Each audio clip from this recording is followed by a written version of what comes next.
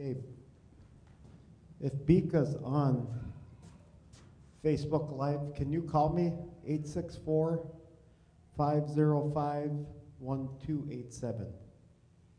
864-505-1287. I want to just make sure this is working before everybody comes in here.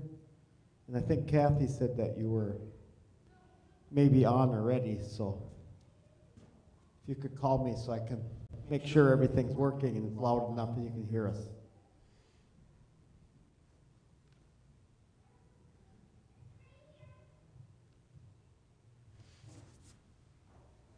We can hear you in there. Shut the volume off. In there? Yeah, by the lights. Okay. Yeah, I was just gonna tell you in case, you know.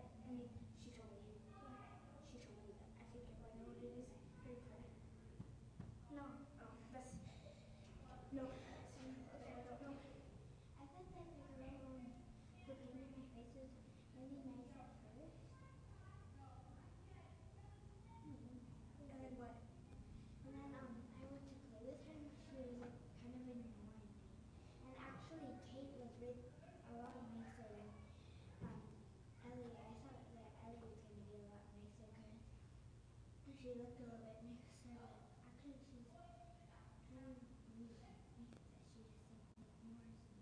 I know when we were playing volleyball, she was right there. Yeah, she knows. She wasn't playing volleyball with us. No, she was there for oh yeah, for a second. She just walked away. I know. I tried to talk to her, but then she just moved away. I was asking because they were don't tell anyone I said this, but they were playing soccer. No, I won't answer.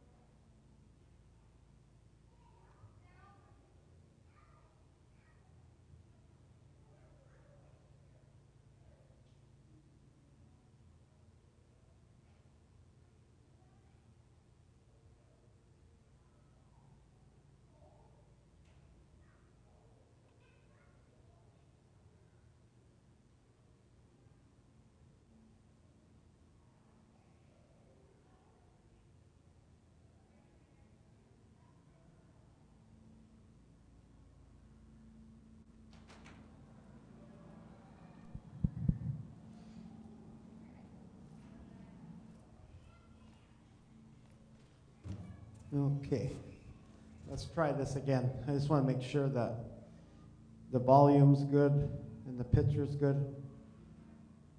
I know I had already asked if Beeka's on, but I got Seth is checking on Facebook too, to make sure that we're live and you can hear us good. We'll be starting at 6:15 instead of 6 o'clock. What the heck were you doing? Huh? Can you hear it? Yeah, it was mumbling in the nursery, but I could hear it.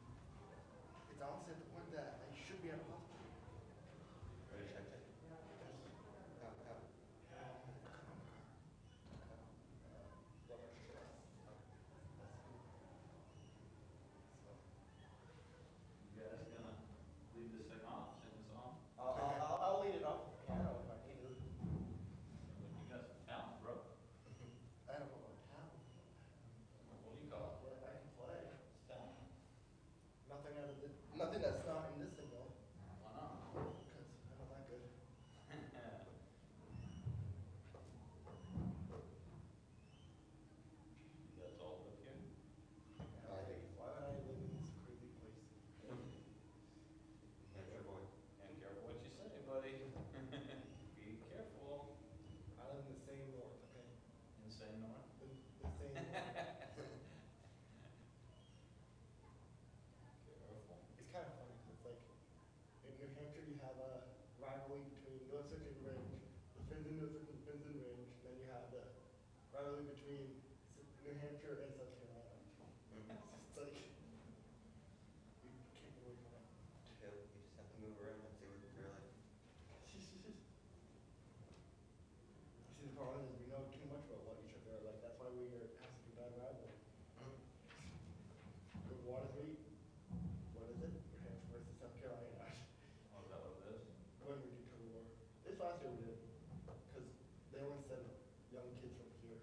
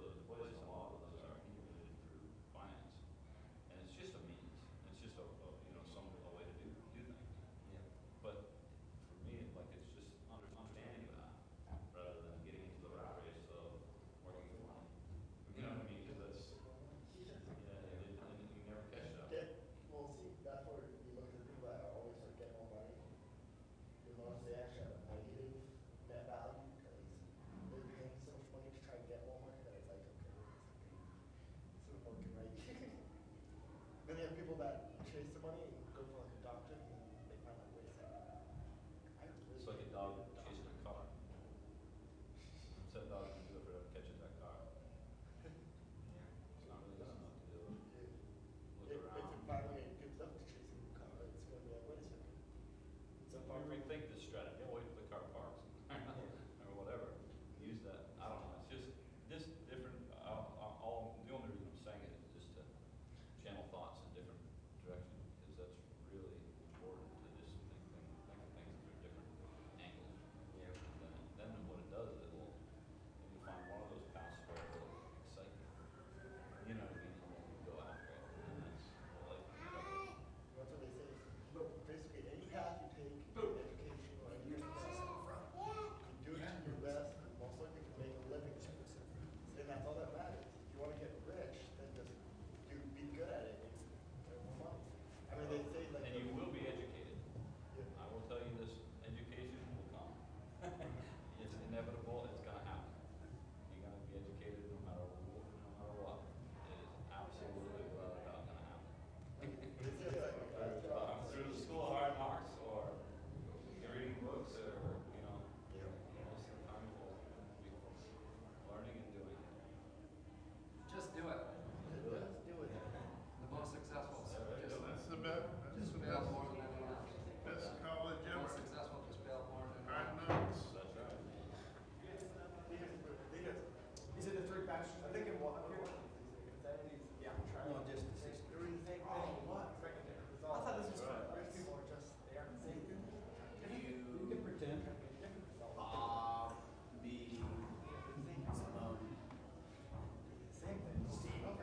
Hey. Simone Levy. Simone. In life, we'll find ourselves. How you doing, Simone? And we're like, why do I keep doing this? Simone Levy. I think of that. Yeah, Simone Levy. There's a block in my head where Simon I don't have Levi. the ability to see beyond that corner.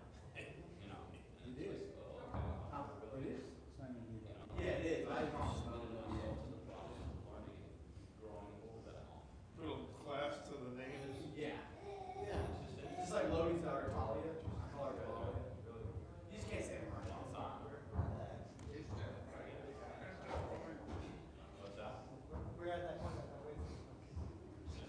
We got actually, he's like a year old now. Yeah, he just turned a year old. 8 months. It's just like. I think she worked the day she was living. She was so tiny, she'd scoop right under the table. We were always worried she was gonna hit her head, so she created each. Try a different way. Actually, compared to like after now, We're in there, you speak.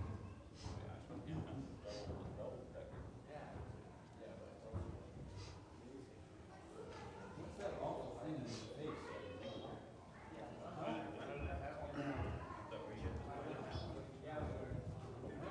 You'll never get that off.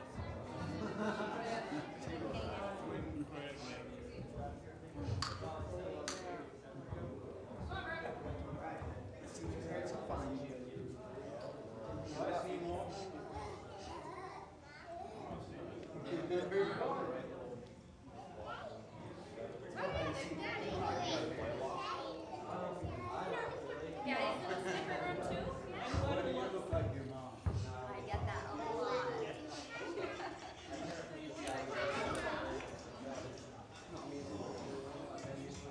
Well, you can't really wear it because it doesn't have any straps. But you can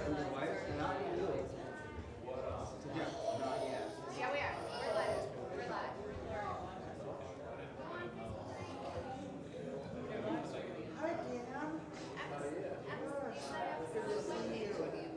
All on Facebook can watch. They can only see the back of her head, so it's just a little thing. They're live streaming us right now. Here. Yeah. Yes. Only the sound comes from mine.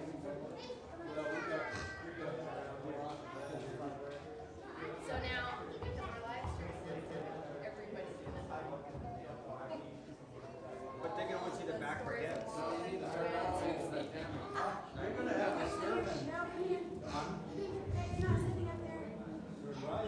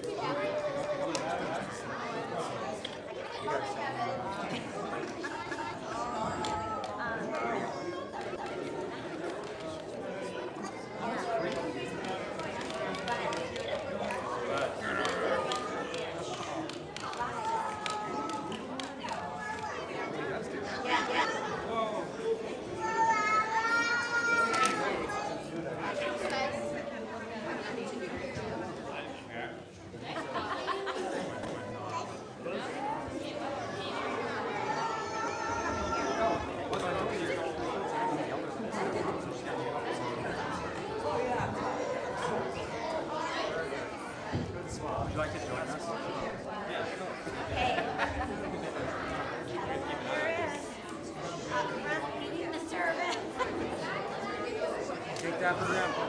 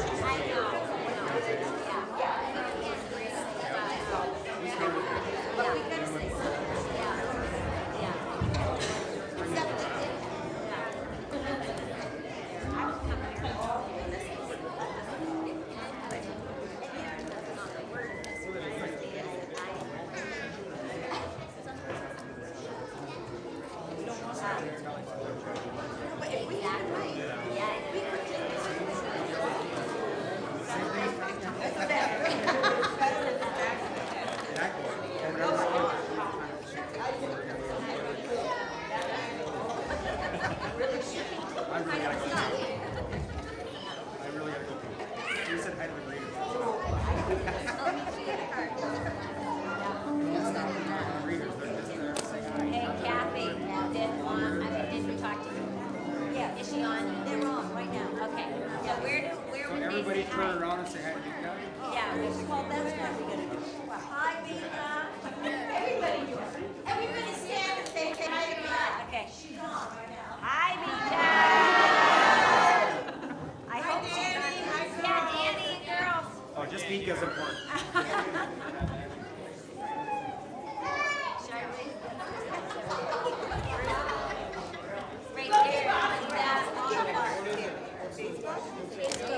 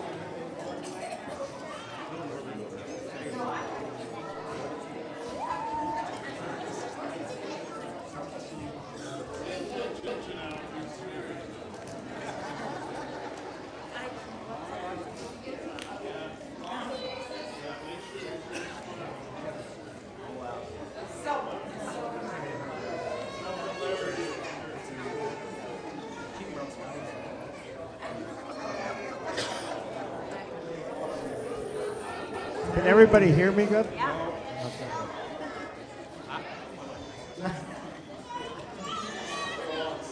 Hey, usually when I'm up here, someone's died and Tammy's telling me what to do. She did. I know, she came up and I was a little bit worried. Crazy, this family, we're really gifted at funerals. How would you like to have that gift? Actually, if someone ever dies, just call Tammy. Right before or after death? After. Yeah, that's the best call. Yeah, let's wait till they die before we do that. Unless you want to put a reservation in. Well, that's true. Well, but then what I usually do is I'll see Tammy's number and I avoid it. I wait till she calls like 7 times. Then I know she's desperate enough.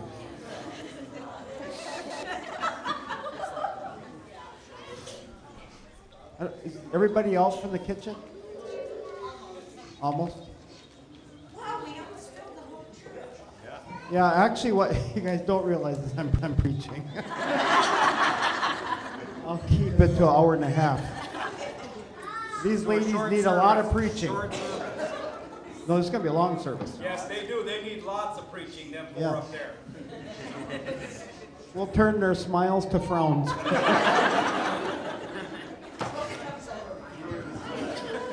Yeah, when they drop their false teeth, then we know it's over. We know they're tired. They're actually all going to take their teeth out and sing happy birthday.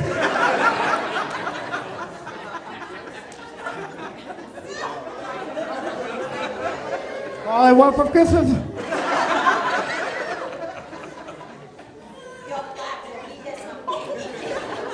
I'm there already. I'm losing him from the back to the front. Hey, does anybody, are we on? Like, for sure? Move over here. Okay, shut up already. Okay, what we're going to do first, just because I know there's some families that probably have to bring their babies home, is introduce, before you ladies talk. But what I want is the first cousins to come up here, and then their kids just stand up as we name them, so that way it doesn't take real long. So I guess I could start it so that way everybody knows what I'm thinking. Yeah. And so, yeah, I'm Aaron. I'd rather not know what you're thinking. Yeah. You know what I was thinking the other day? No, this is good. When I think, it's good. You said you were preaching, not thinking. Shut up. I got the mic. Okay, you know how you take a phone and you can put it on it and it charges it? Yep. Wait till they have a phone that can put it on your brain. They can tell what you're thinking. That's scary. That'd be sick, huh? Okay, so I'm married to Miriam. Where did she go? There she is. This is my wife, Miriam. And then we have 13 children. Our oldest is Logan. Okay. See, you know,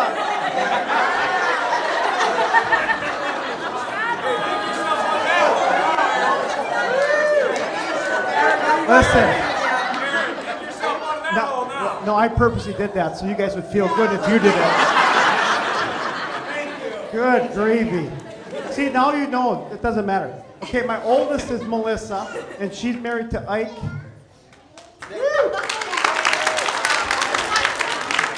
Then my next one is... Oh, yeah. Okay. Yeah, we could do the grandkids. So Chloe, Sawyer, Mace, and then Mila. Yeah, what's that? And then the next one is Logan. And he's married to Casey. I don't know if she's here. Oh yeah, she's right here. And they got Rez and Talia. And she's expecting any day. Then I have Jebo and Brittany. And they just couldn't come in here because the last time they were here, their Their little grandbabies died, and they didn't feel comfortable. Yeah, huh? Yeah, my grandbabies, their babies, that were conjoined. And they have Isla, and it was Ella and Nora that died. And then Jody and Tyler, they're gone, but Sailor and Atlas are their kids. And then we have Rocky and his wife. And then his wife Kelsey, and they have Simon and Ivor. And I have Hunter. And this might take a long time. Well, I got the biggest family. Hunter, he's not married. He's looking for a cousin wife.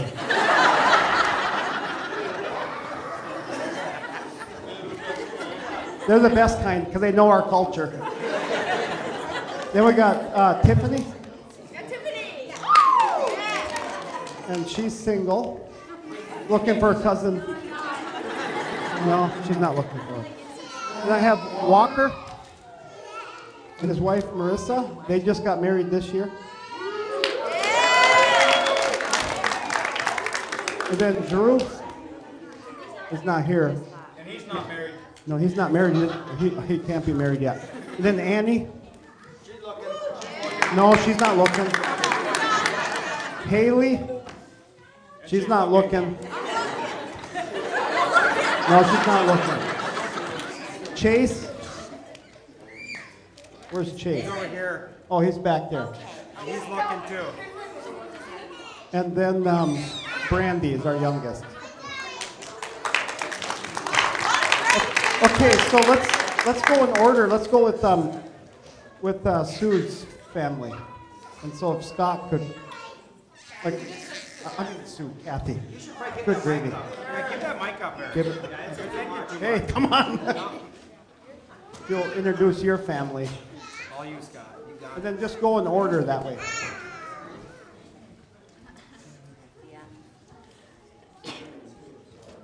My name and my wife's name. All right. Kathy's, Amen, brother. Kathy's son, Kathy Bob, and my wife is Ina.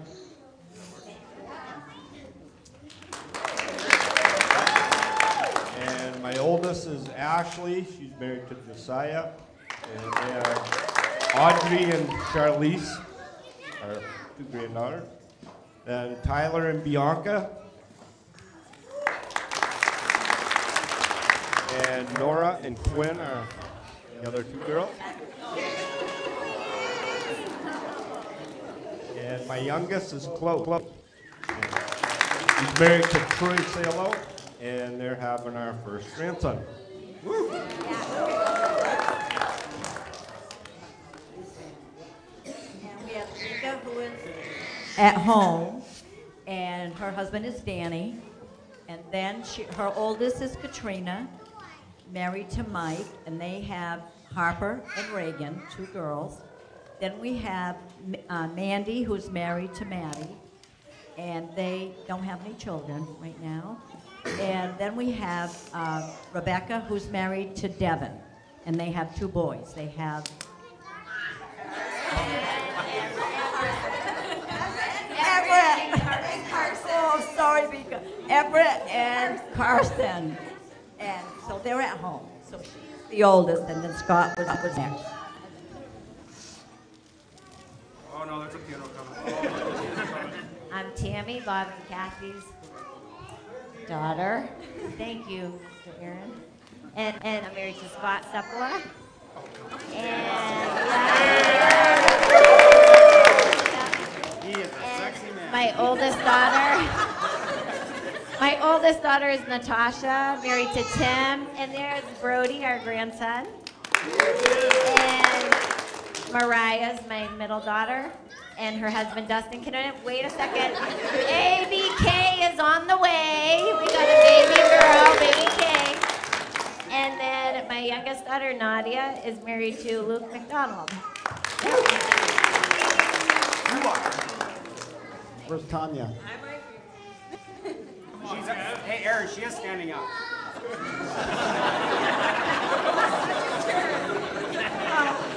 I'll preach to them. All right, I'm Tanya. I married Kevin. And my oldest son, Jalen, is here with his wife, Chantel, and our first grandbaby, Bennett. And then my youngest daughter, Molly, is here. She's 16. And I have, Emily is married to Anders at home. And I have a son, Drew, at home as well.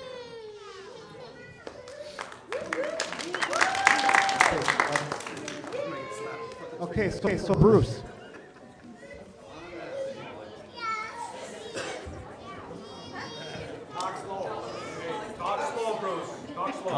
Aaron is my uncle, by the way. If anybody's ever asked, I'm Bruce. I'm the old.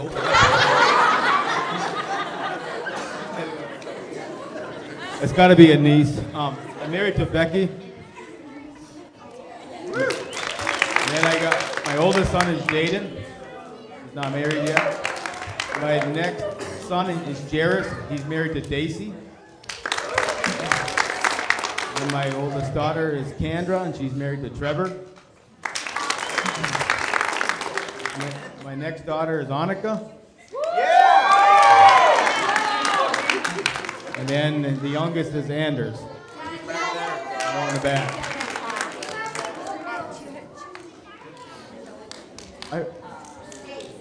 No. Peter. Oh, no, Peter. Cohen's here. He can introduce us. Yeah, hey, yeah, Holton, come on. Or, Mom, do you want to introduce Pete's family? Well, he's probably hiding. Hi. Okay, now comes Peter, our son. And there is Josie, his wife. They have a daughter, Cheyenne, Sophia, and Sophia's got a little boy. He's 3 years old, and his name is Aiden. And then comes Sven Holton, who lives down here. And then there's Victoria and Olivia.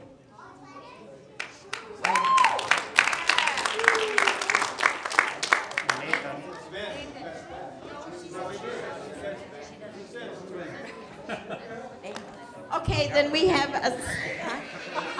a son named Nathan and his wife Abby, who is Miriam's sister.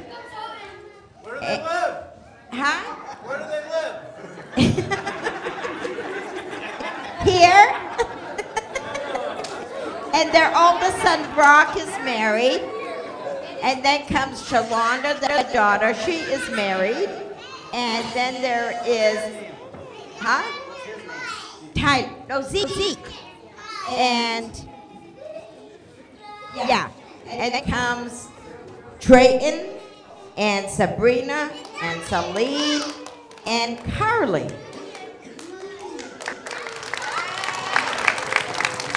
Jeremy. Hey, Aaron, don't give him the mic. Yeah, you just tell me. I'm Jeremy.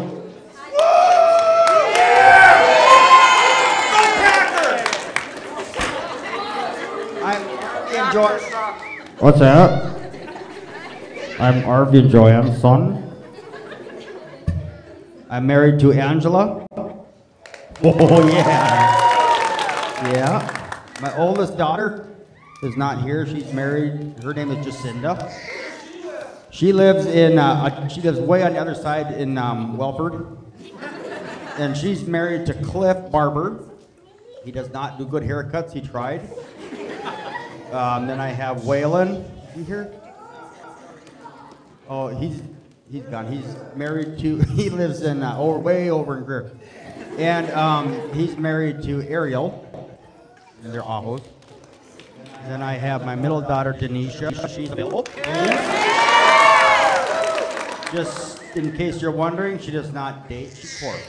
So if you want, you got to start reading up on that stuff. I am not giving you instructions.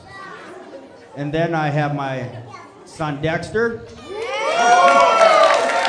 also available anytime. I can give you advice on that. And then my youngest daughter, Shaylin, And she's here with Chris. I think he's trying to be a part of the fam. I think he's trying to be. So I was thinking the other day that. Take the mic back there. No, I can think too. He had a thought and I had a thought. We'll get it out before you lose it. I already did, so. Matt.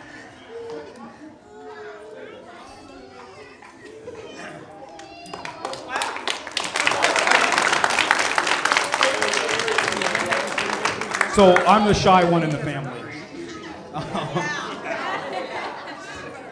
Anyway, where's Casey? Are you pregnant? No, I'm sorry. Did I say that out loud? No. Anyway, my wife Kelly. Stand up, babe. Yeah. And my son Dalton. Huh? What was Kelly's maiden name? Cut it out. Anyway, on to the next. My son Dalton, I don't think he's here. I think he's studying for finals coming up. So he's graduate. Angela, quiet down. We didn't ask you any questions at all. He lives in Columbia, South Carolina, by the way. He's studying for finals, like I just said. Turn your hearing aids on. Mom, give him your hearing aids. You can't hear over there. And then my oldest daughter, Shania, who's back there. And Sharissa. She's available, yep. And then Sharissa, I don't know if she's here because I think she's working tonight. Well, she might be that too, but she is working, so. Huh? Casey, quiet. You obviously been around, because she never used to be like that. She's been around Aaron's family way too much. And then my youngest daughter, Aurora. She left? Oh, she went to the store. So, all right. Ben, don't let him talk longer.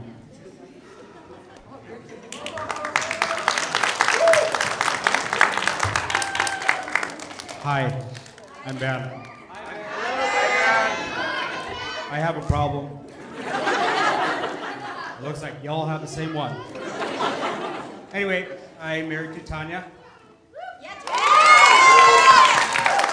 Not a relative. My oldest is Misty. She's not available at the moment. Vanessa is our next one. And I think there's somebody sitting next to her. Yeah, but he won't put a ring on her finger yet, so he can introduce her. I was not going to say his name. Good. No. Then we have Rachel. She's actually got a ring. She's actually in Myrtle Beach right now with her in-laws, or future in-laws. And then Paige. I got Lillian. Well, you would have heard it if he was. And then we have Grant. Seth. And Seth's the most talkative one out of the whole family now. Yeah. Seth. Hi, Seth. Hi, Seth. Yeah, that's pretty easy. I'm Seth and he's Seth. Can't hardly forget that one.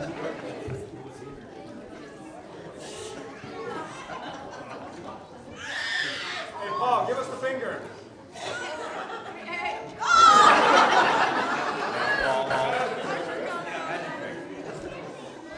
Yeah, my wife's Emily. My oldest Ethan and Cyrus, they're actually at ROTC at the football game. We have Gabriel. We have Gabriel. Jocelyn. Right. Paris. Where's Paris at? Oh, okay, she's right there. I got one. This ain't just nothing. Anybody that's a veteran in here, I just want them to stand up, and I really think we should just honor them. Anybody that served in the military or is currently serving. That's right.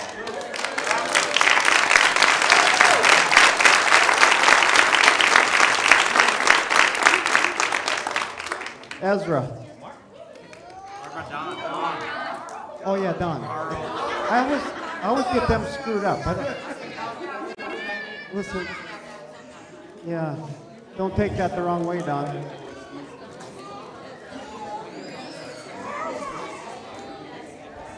And I am totally different than the boys, so. I'm married to Jay Estela, back. My oldest is Janaya. And then Azariah. Javen. Kedron. Zakai. And Maddie, and then Zuriel. Preach it, Don. Okay, now the baby of the family. Oh no, Carl. Good. I got too many brothers. Oh, he's a baby in the family. Or he acts it anyway. Aaron, he's a preacher, so limit his time on that. In the name of the Father, Son, and Holy Spirit. I'm Carl. My wife is Emily. I got a daughter, Brinley. A son, Nolan. A son, August. And I got one in heaven.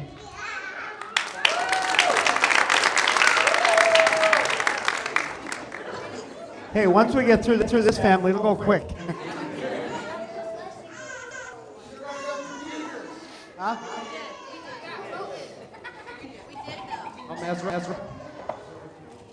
I'm Ezra. They experimented with a lot, you can see. And I was the last one, and they figured they'd be pretty good by the time they got me. I'm married to Verna. And I got a daughter, Yana, right there. And Roman, back there. And Peyton. Peyton might not be in here. Hayden. Isabella. Oh, there's Peyton right there. Yep. And then Charlotte. Charlotte's my little girl. And then Elijah is my youngest.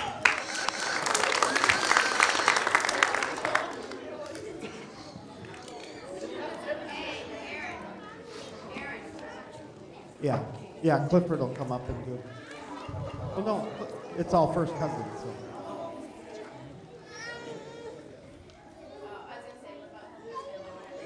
Yeah. I know he should have been first, but we'll just put them at the end. So Naomi's family. Missy, come up.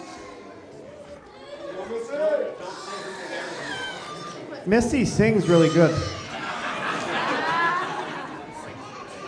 I'm Missy, married to Dan. I'm married to Dan. And Michaela, she's not here. Trent's not here, and Olivia. Who's got the birthright next? Mandy. Oh yeah, Mandy. Here, you have to do Mandy. Okay, and then there's Amanda is next, and she's married to Randy Kinnanen. They live out in Battleground, Washington. Go Biggie! And she has a daughter, Shayna, married to Wesley, and they have two little girls, Michaela and Zara.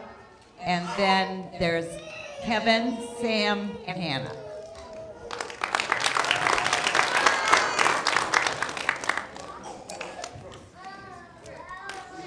I'm Jill, and I'm married to Jesse. And my oldest, Paige, is living out in Washington, so she's not here. But I have Sean, Owen, and then Brooke. There's two.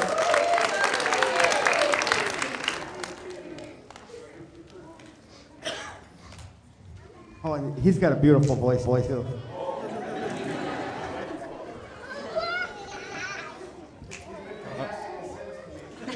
All day. I'm Matt, my wife Tara. My oldest daughter Ella. She is not available anytime soon. Kira and Todd. Mr. Mike, one of the few moments we ever get to see you. There is a mic. There is. Hey, hand the mic to Mike. I'm Mike, and I'm here with my girlfriend Erin.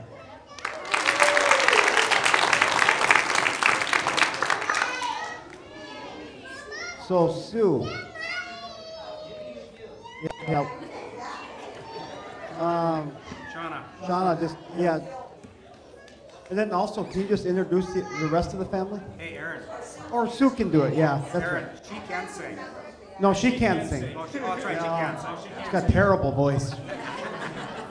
Hi, I'm Shauna. I'm married to Jeff. Our oldest is Mason. And then is Brianna. And then Malia. Then Gabriella. Then Zane. And then Aurelia.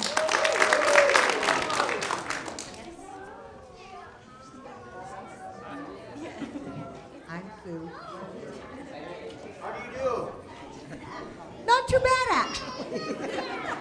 The next one would be Trevor. He and his wife Maria, with their two little boys, Cannon and Avon, live in Kula, Hawaii. Then there is Shyla. She's married to Dallas Aho. They have 3. Garrett is 18. Shekinah is 15.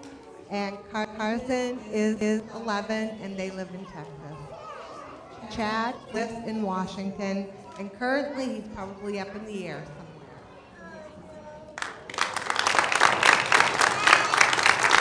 Okay, now, where's Reenie? Come on up here. Yeah, she loves getting in front of people.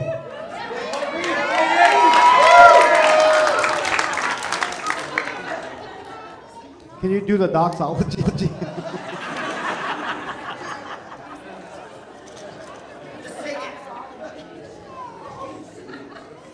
Hi, I'm Reenie, and I'm married to Aaron. Our oldest is Julia, married to Jimmy, and they have 3 kids, Ashara, Camden, and Nova. Camden's the only one here. And next is Charlene, and she's married to Luke, and they're expecting. We're excited. And Erica is not here also. And then Banner, who's married to Cody, is not here. And Cherie is not here. Bryce. Paige. Bree. Blair. Lad. And our baby Zoe. See, that wasn't bad. Easy, come do it again.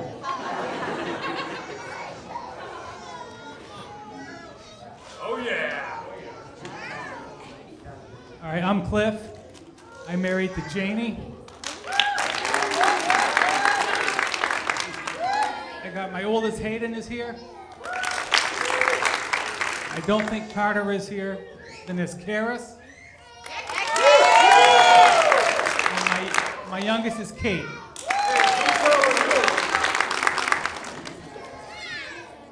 Okay. Yeah, Jason, then you can do Raymond's kids? Just give them a name, it don't matter. If they're not here, there's Raymond and his wife, Julia, and their 14 kids. I hope you're listening to this, Raymond. The oldest is Olivia. Second one, I don't remember. Well, you took care of that for me. Thank you. And he's a preacher too, so don't put in Aaron. He's comfortable up there. Oh, Aaron, he keeps me in line always. So I'm Jason. My bride of 28 years, Tina.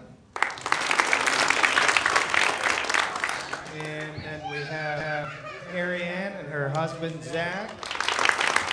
And my first grandson, Quincy. Then we have Adam, who's steaming up the Mississippi River on a boat. Travis. And Justin, who is, oh, he's here. It's Caleb is not here. Stephanie is working. We have Tyler, who is Stephanie's fiance. I have to do Raymond's family too. I'm struggling here. Let's see. All right, we stopped at Stephanie and Tyler, and then we got Caleb is gone with some of Raymond's kids' friends, and then we got Jethro and Derek and Abigail and Sophia and Isaac. Abby, lift up Isaac.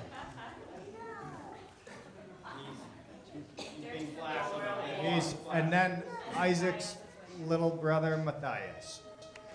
And they don't want to show their face. So then, Raymond, who I'm hoping is going to walk through the door right now, I guess not. Yeah, they skipped out somewhere. Visit somebody. Went to Roger and Silas. So he would have stood with that request for military people to stand. So Raymond is married to Lisa, and their son Ivan is in Washington, I believe. And then we have Brett, who's stationed in New Mexico. And then we have Connor. Is Connor? He's gone too. And then we have Selena. And Randall. No. I don't think any of them are here right now. So then we have Heath and Dane. Did I do it? Did I get it, Raymond? So of them, I think we have Brett is in the service. What's that? Oh, Brett. His wife is Courtney, and their baby Grayson. Boy, you got that. All right. Good for you.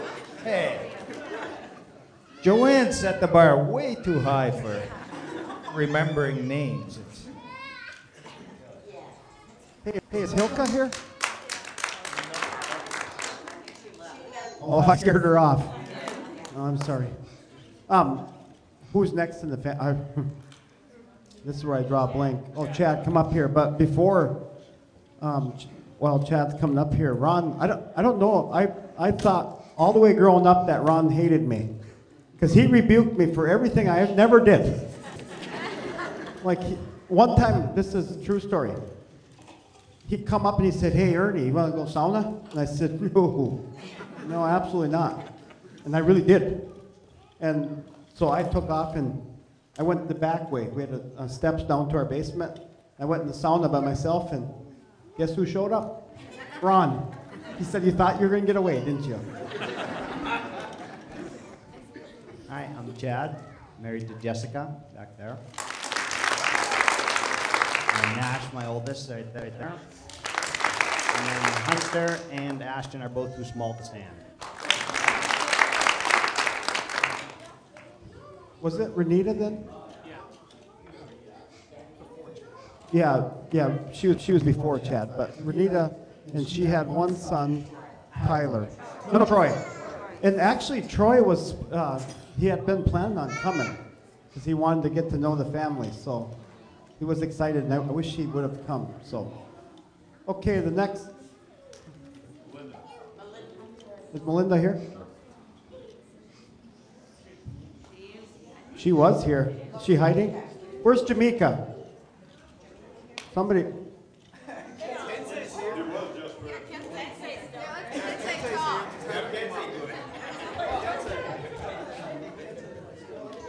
Well, while we're waiting for some people get nervous. Well, I do too.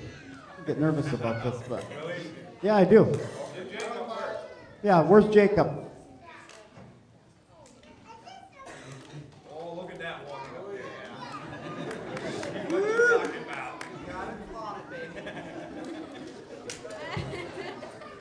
I'm Jacob. I'm the favorite. Married to Misty. Got 5 kids. Rome, Xander, over here, Nala, Selah, and Madden. Who's next in line? That's all of that family? Oh yeah, and then there's Josh. And they couldn't get him out of the house today. He just wouldn't come. Okay, so, huh? She's coming. Oh, she's coming.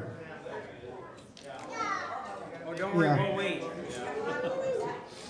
Better late than never, Melinda. No, everybody look at Melinda as she walks outside.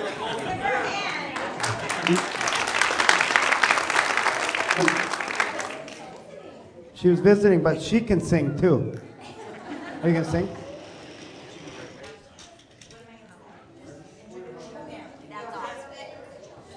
Okay, there's Jamaica.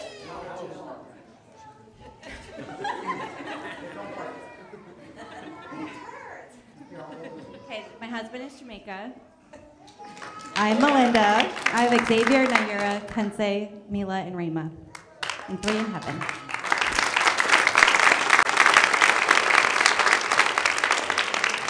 So that's everybody. Well, that wasn't bad.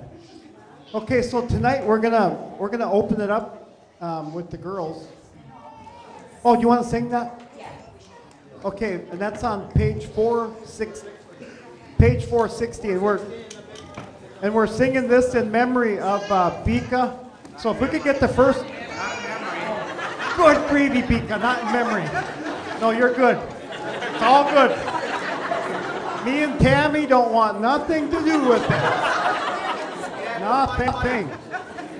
Hey, if I could get the first cousins to come up here. Yep, and sing. Yeah, come on, Tammy. Yeah, then she'll see that.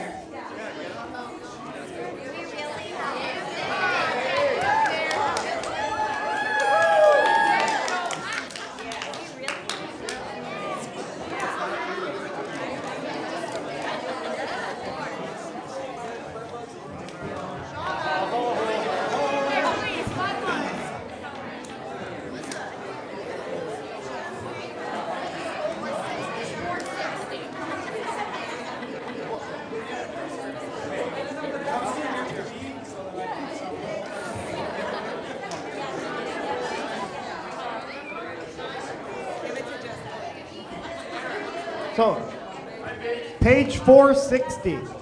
460.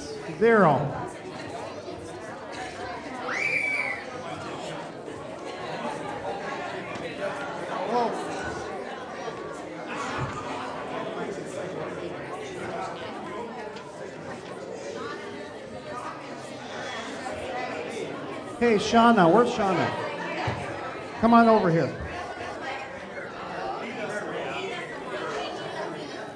I could do it, but I hate to take the credit.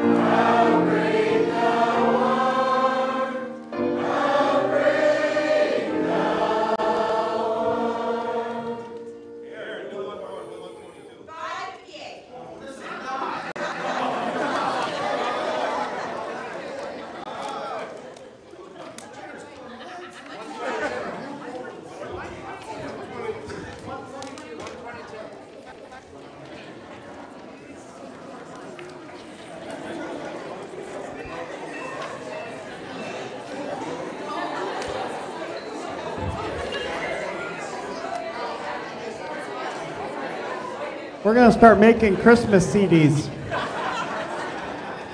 This is our practice. Or at least Bika. She could buy one.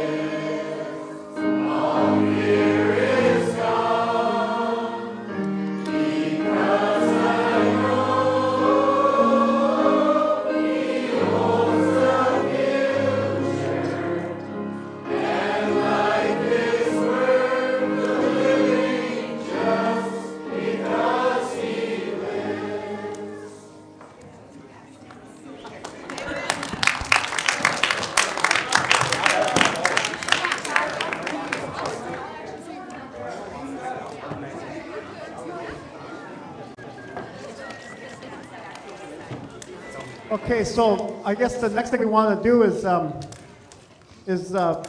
guess for the ladies to just kind of talk about their upbringing.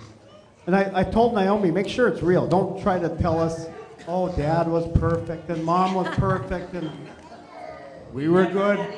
You never had issues. We always, every day we talked our differences out. They were right, we were right.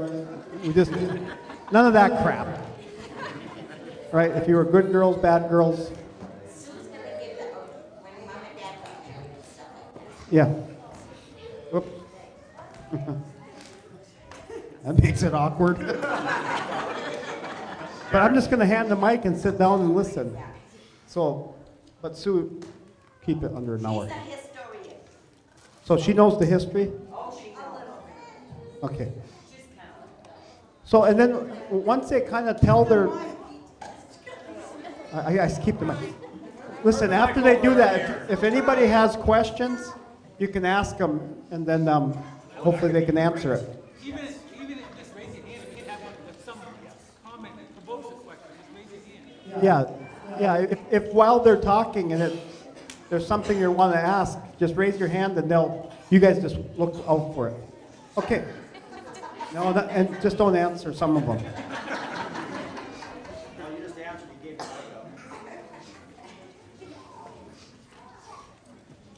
Okay, well, Mom and Dad went out on a bet. Don't start like that, Sue. Okay, Dad and a friend of his had gone up to the farm where Grammy lived. And he told his friend he was going to ask her out. And the guy said, her father will never let you. And he said, how much do you want to bet? And We weren't gambling. well, Dad was. He liked the horse races. Anyway, so that's how they started dating. They got married in 1941 on Halloween. They got married in the farmhouse on the hill. And after the wedding, and before they went to their little house on Wheeler Road, they went to Peterborough and had coffee and apple pie at the Peterborough Diner. And at 4:30 the following morning, Moo showed up with a 5-gallon pail of milk. And she made them make her breakfast. She did. Mom made her breakfast. No. That was Momo. Naomi was her favorite out of all of us.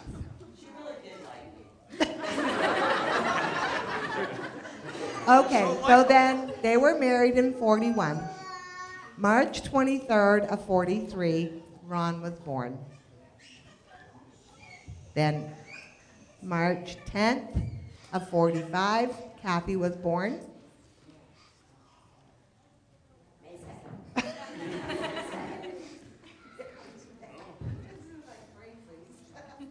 March 2nd, 1947, Joanne was born. Joanne's the life of the party. Oh, May 2nd, sorry. Hey, you know, we can hear you when you don't put the mic up still.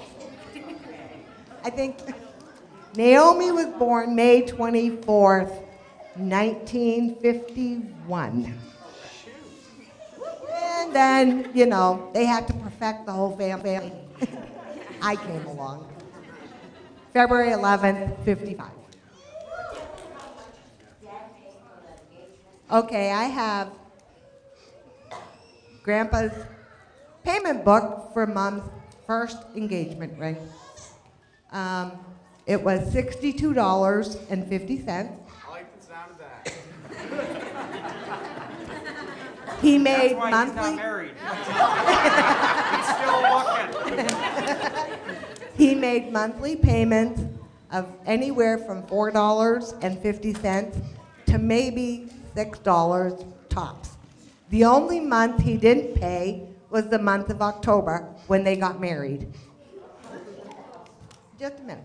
He finished paying off the ring the following year. When they got married, the house was really little. It was like basically 3 rooms.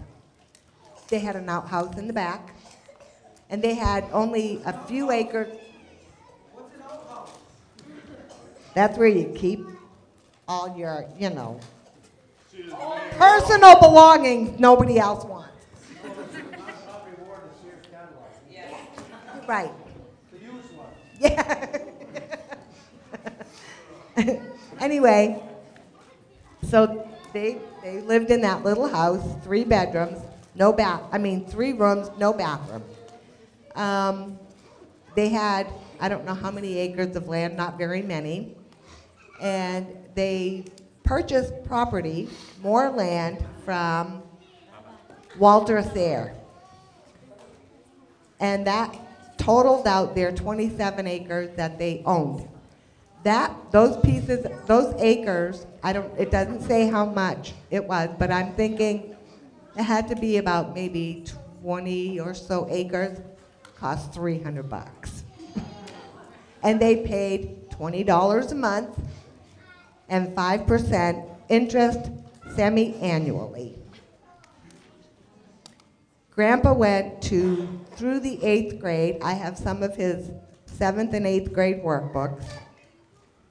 And then he quit, I guess, because of farm work. I don't know what.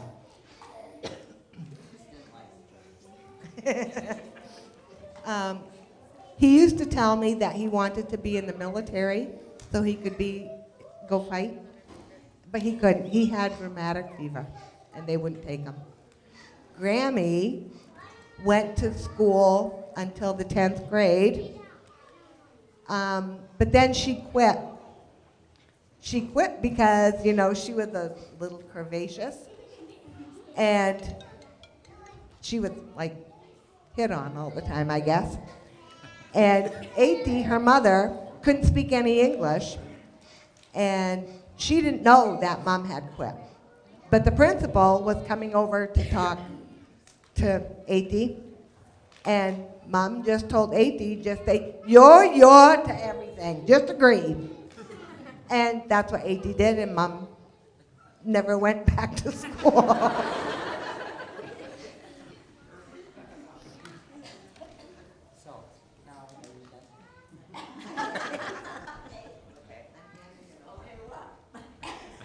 Hey, what did Levi do for work? Yeah, he was a painter. He would, what I remember is he would be a painter when I was growing up. But winters were really rough for work. And many, many winters he would be laid off. And things would be tight. We'd be really tight. He would hunt, and we eat a lot of deer meat. But times were tough. We didn't have a lot of money. And when, one time when Mom, I think she may have had Sue as a baby, she got really sick with phlebitis in her legs swelling and couldn't get out of bed, and we'd have to make do with what we had, and I'd have to cook the meals and whatnot. But she was not a real healthy person. She had arthritis really bad, and it really bothered her. Yeah. Yeah, I have her journals of all, the work she took in. She did eggs for the neighbor. She would grate eggs and then do ironing and cleaning. And in the journals, a lot she would talk about how she really had a bad day. She really ached a lot, and she really didn't feel good. And so she wasn't a real healthy person, but she did what she could to help out financially, so. When we were, it's Christmas time, everybody in the neighborhood got lots of gifts, Well, I remember one Christmas especially, I heard Mom and Dad talking, and they said, we have no money. And they said, so what are we gonna do? So they went and took all the piggy bank change they had, and they got us gifts. And you know what we got for Christmas? The poppet beads.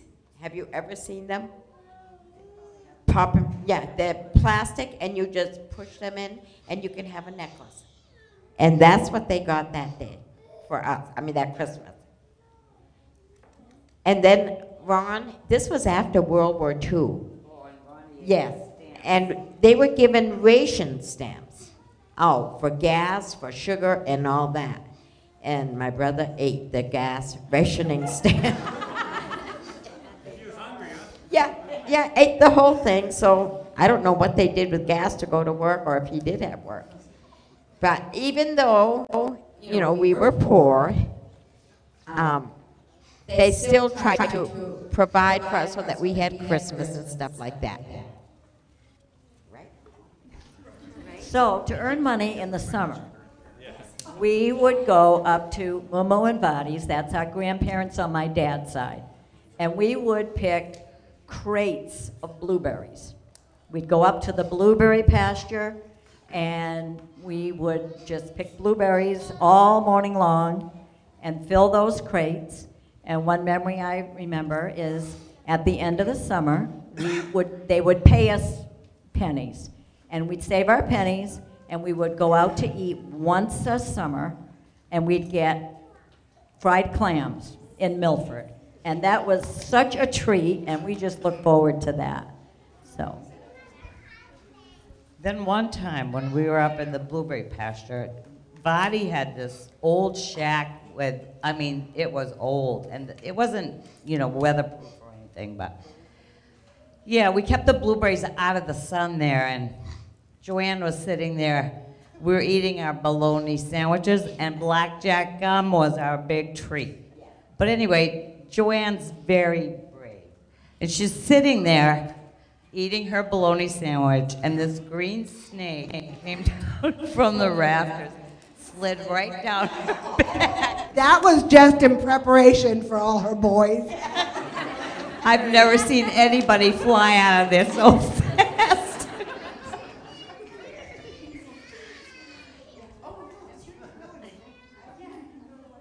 Well, every morning when we would pick blueberries, Body would come and pick us up. He had arthritis, rheumatism, whatever.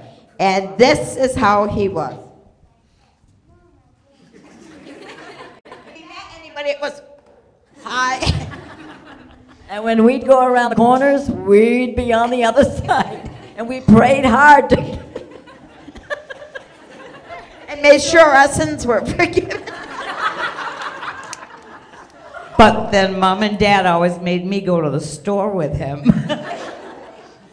And he'd start his car, and it would be to the boards instantly. It was just like, and he never looked. He never looked when he backed up or went forward. I swear. But my sisters were very mean to him. Instead of calling him Body, they called him, you know what? Farty. I didn't.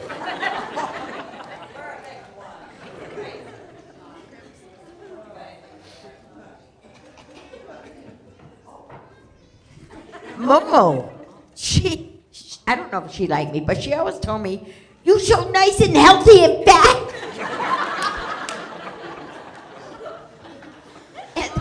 and then I was cleaning her house one day, and I was sweeping under her bed, and I heard a clink, and I pulled it out. Ooh, that was the last time I worked there. It was her can with the secret butt. I said, "What is this?" She said, "You go home. You go home." But I had to clean for Momo and Body, and I never cleaned under their bed. I just did the, you know, big parts. And anyway, I remember their friends would be coming up the driveway to visit, and Momo would run to the, she'd be perfectly healthy, that she'd run to the couch and she'd lay on there and she'd go, "I'm dying." So that when the people came in, they would argue who was gonna die first. Okay, enough about them. Now about our parents. We really, I don't, brain freeze. Okay.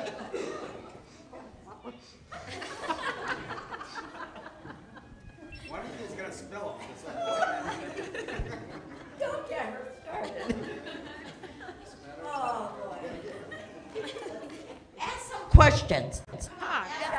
Who was the favorite out of you guys? They loved me.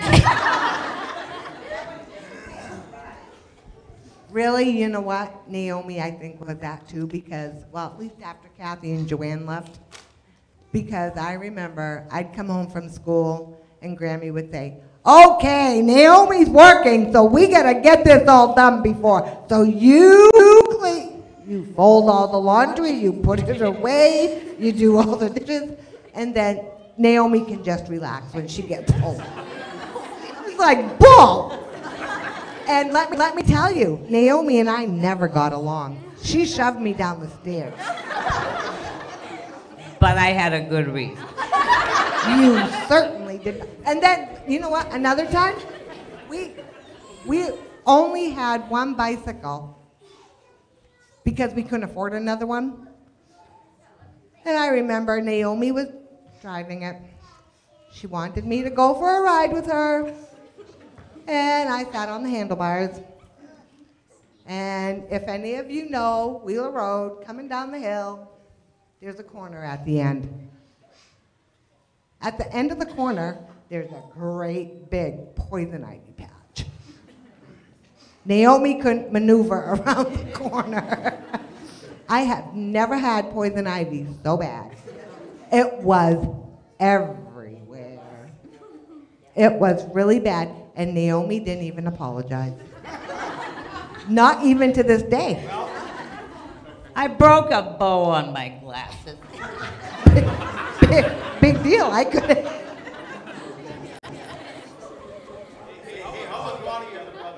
Okay, I've got stories about that. No, he told me, he said, listen, Joe, why don't you try smoking?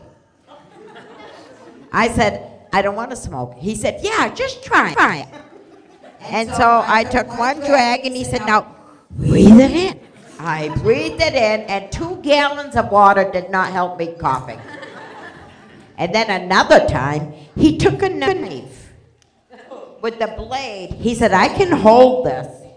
And you, the blade, and you pull it, and I will never cut myself because I know how to hold it right. I said, no, I'm not going to do it. He said, yeah, just do it.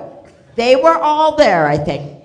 So finally he convinced me, so I pulled it. Every 4 fingers down to the bone. Yes. And he bled and bled, so Mom and Dad weren't home, so we had to call Riley, and there Ron was with the water under, and there I was. And we had to go up to Bill and Riley's. Well, Riley took Ron to the hospital. And I remember my dad and Mom coming to Riley Bill's, and I was hiding under the dresser in the sunroom. And my dad's footsteps were not very happy. I got a spanking. Hi? Oh, he found out he didn't know how to do it. One time Ron was babysitting up at Bill and Riley's, I think it was with Jim. And instead of babysitting, they took paper plates, they had the stove on, put paper plates to see how fast they could go down to the burners and burn. So that's what they were doing. And you know, he really was mean. He really was. When he would babysit, I mean, he would threaten us. There were alligators in the basement, and he had this red anthill with a stake, and he was gonna pour honey over us, and he'd tie us up there. Just watch. Who cares, you know? It's sisters. He even wanted to trade Naomi for Raymond Aho. I'll say this in defense of Dad. When he was a boy, I believe Grammy tied him to a tree. I don't blame her. I doubt that he was the apple of their eye.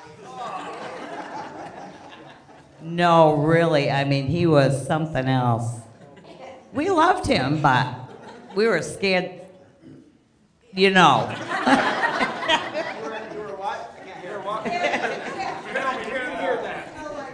He used to always, I don't know if he heard stories on the radio or whatever about the Japanese and how they would interrogate.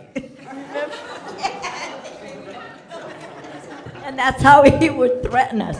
I'm gonna put straw under your finger and light it. He was always scaring us with those dumb stories. And then he said, hey girls, if you don't obey me, I'll have 3 friends come. There'll be 4 horses, We'll each take a limb and ride off in different directions. Other than that, he was a good brother. Then he'd get up on a post and he'd preach at us.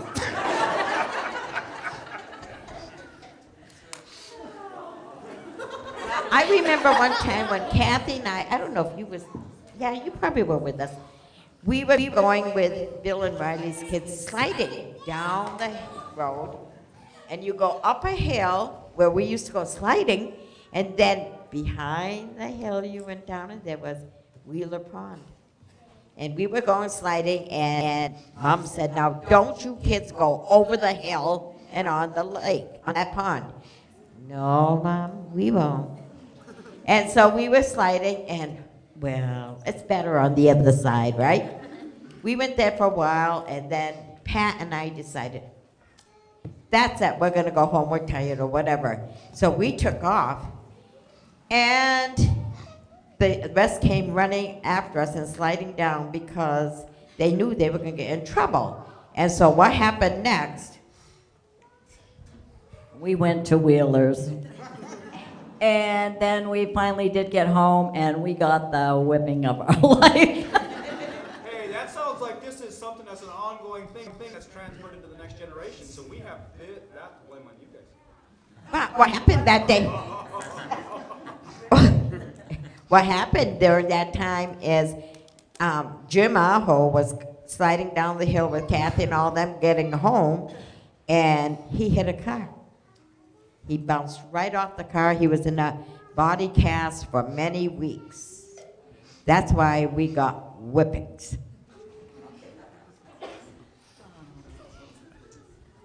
What about what were your mom and dad like? They were real.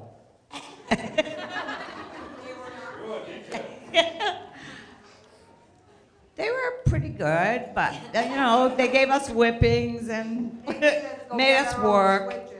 Oh yeah, you always pick your own switch, and it better be a good one.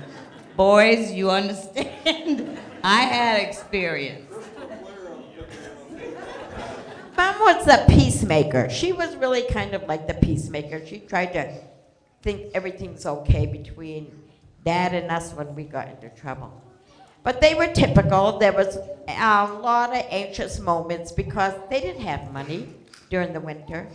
And, but Dad had a sense of humor. He was known for his sense of humor.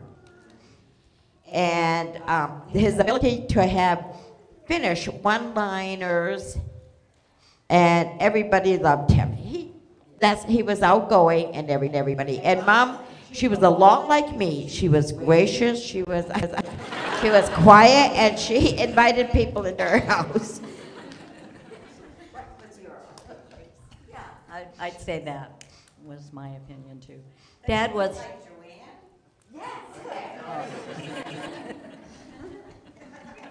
No, he was a jokester. He would always be telling these jokes, right, Bob? I mean, yeah. No, they really had a good marriage. He really loved her and wasn't afraid to show her affection. So guys, you give your wife some smooches and and hugs. But they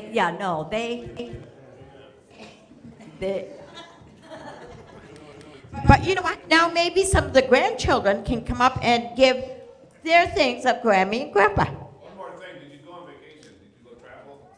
Yes, we went to Attleboro once or twice. If any of us had to fly out of Logan, we went to Quincy. Quincy picked up Uno. Dad didn't like driving in Boston. No, really. We would go to his sister's house in Attleboro. That was about an hour away. And we thought we were in heaven when we were there. They had an in-ground pool and all the ice cream you could eat. But that was our vacation. We never went to the conventions or anything like that because Mom and Dad couldn't afford it. Oh, yeah.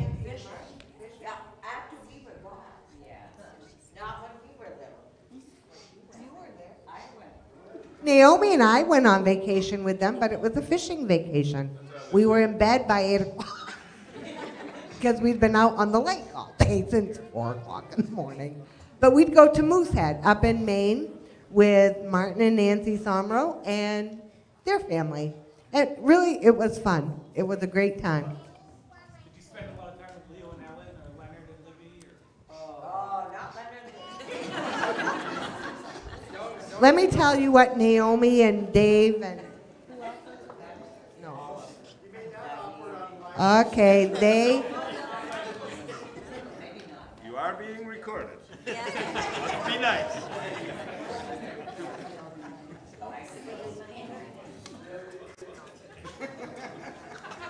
Anyway, but we still all loved him. Everybody, yep. My dad was a jokester, but you know what? He also had a temper. Just like...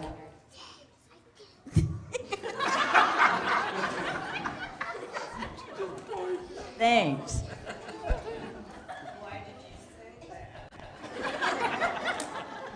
Anybody else have a question? Bob. Huh? Maybe Bob and Harvey can both. Yeah. Tell a few. Yeah, just anybody, if they have a story. Yeah. Well, Levi, we brought Edith and Levi fishing, and I brought Levi hunting quite a little. And we didn't know that he was, getting Alzheimer's. And so Dave Salo, myself, Scott, who else was with us, Scott? One other. Dave Salo, Scott. Oh, your dad, Levi, yeah, 4. And we told Levi, when the caribou come across the lake, wait till they come up on shore, they stop and they shake off, and that's a good time to shoot them so we don't have to go fish them out of the lake, So here comes a herd of caribou across the lake, and we're hiding, dutifully in the bushes there, and here comes, you get about 30 yards from shore, and bang! He drills one right there in the middle, like the thing swimming around circles going down. We had to go fish it out, take a Parker off and go in the water, about 30-degree water, grab a horn and drag it on shore. Well, the second he shot, Dave Salo says, "Nice shot, Levi." We just burst out laughing. We're just dying. But they came with us, both of them came with us fishing. They love to fish. Minnesota hunting and all of those trips. So we spent a lot of time, Kathy and I especially spent a lot of time with them fishing up in Labrador. We flew up there and had a lot of wonderful fishing trips. And never forget, we were on Eagle River fishing for Atlantic salmon. It's all fly fishing. Well, Edith didn't have the greatest style or anything like that, but I had met actually a priest on another river, and he had given me a special salmon fly called the bug. We call it that because we didn't know what else to call it. And he'd give me a whole bunch of them, and they were deadly. They were just deadly. And these guys were in Scotland, big-time fishermen, with $10,000 rods and all that. We had $29 ugly sticks. And we were fishing away. Edith and Levi and Kathy and I, we outfished those guys 10 to 1. And they had no clue what was going on. But they were catching fish. You couldn't give them anything better than that. That's what they love to do. That was their passion. I guess I'll just start off with Edith. We hear the horror stories of a mother-in-law. I can tell you, she was a tremendous mother-in-law. I've never felt uneasy with her. And Levi, of course, because I know the Finnish language, and so I can't relate those stories, those one-liners like he did, but he had a tremendous sense of humor. And I mean, they were just stories about life, but he could just make it just humorous. And one of the stories, maybe to you it's not so funny, but as Finns, you might recognize it a little bit, is he said that in Chicago, there was, in the early days, there was Toivo and Henry, or Heikki, and they were meeting on the street, and so Toivo passed this by and he didn't say a thing. So Heikki hollers out, he said, "How come you know hello me when you know me so easy?" So that's kind of his humor, but that's, I guess we had all kinds of other, just.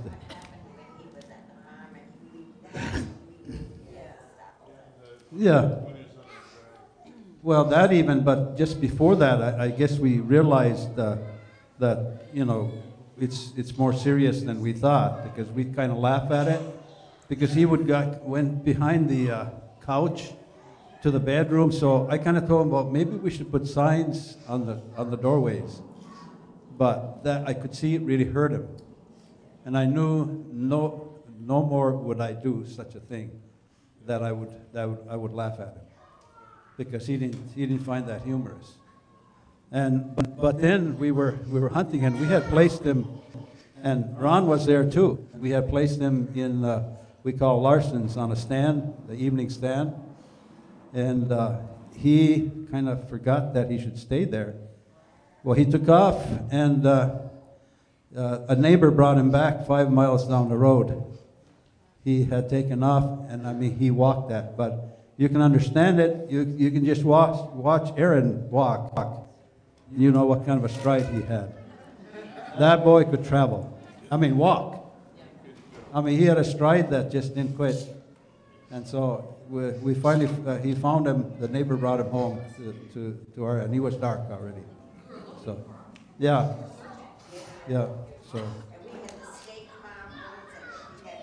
Oh, he did. He went through the state woods. He wasn't in our land at all. So, okay. I probably have others, but yeah. I do know, but I do know he was a painter when he was young, and he was a radio tuner when he got older.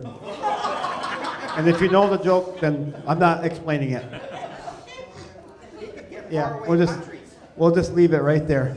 When did they pass away? When did they pass away? 98, 2 months apart.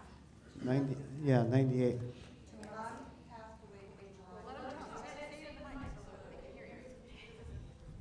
Mom never wanted to live long enough to see Dad get really bad. And it was her wish to die before him, and she did.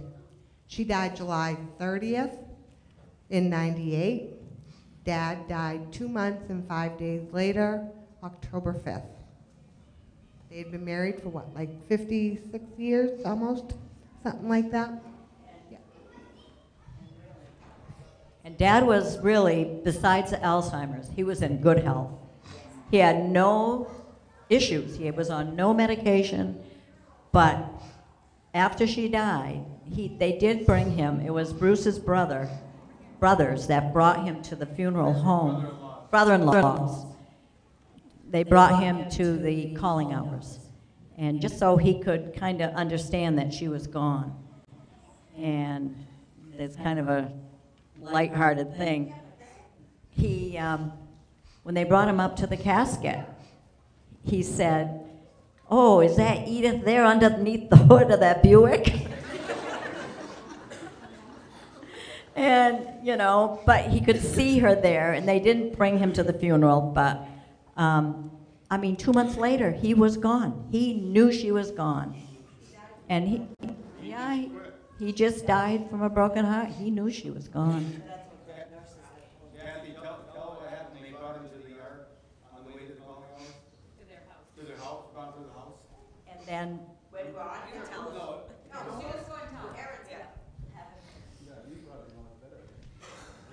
Hi, I just called Brent before we came here because I knew I'd get it wrong, but when Brent and Bruce were bringing him to the calling hours, they ran through Grandma and Grandpa's house.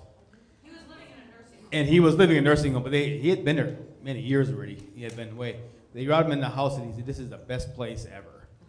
So obviously he recognized the house still.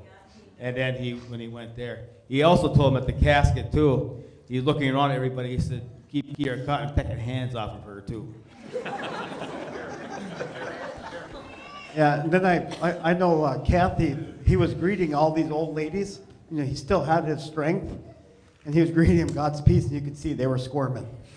Because he was like squeezing it, and Kathy said, hey, could you just, like, you hold his hand, so that way he feels like he's greeting these older ladies.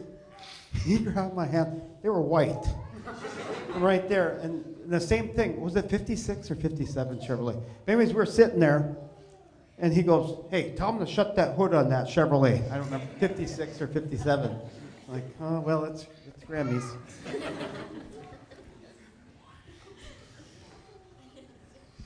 I just have a story about Grammy. She was the sweetest lady, and so a lot of the kids have been asking me, of all the sisters up there, which one is the most like Grammy? See? Exactly, and I've said my mother many times over. Really? Yeah, absolutely. I did smoke.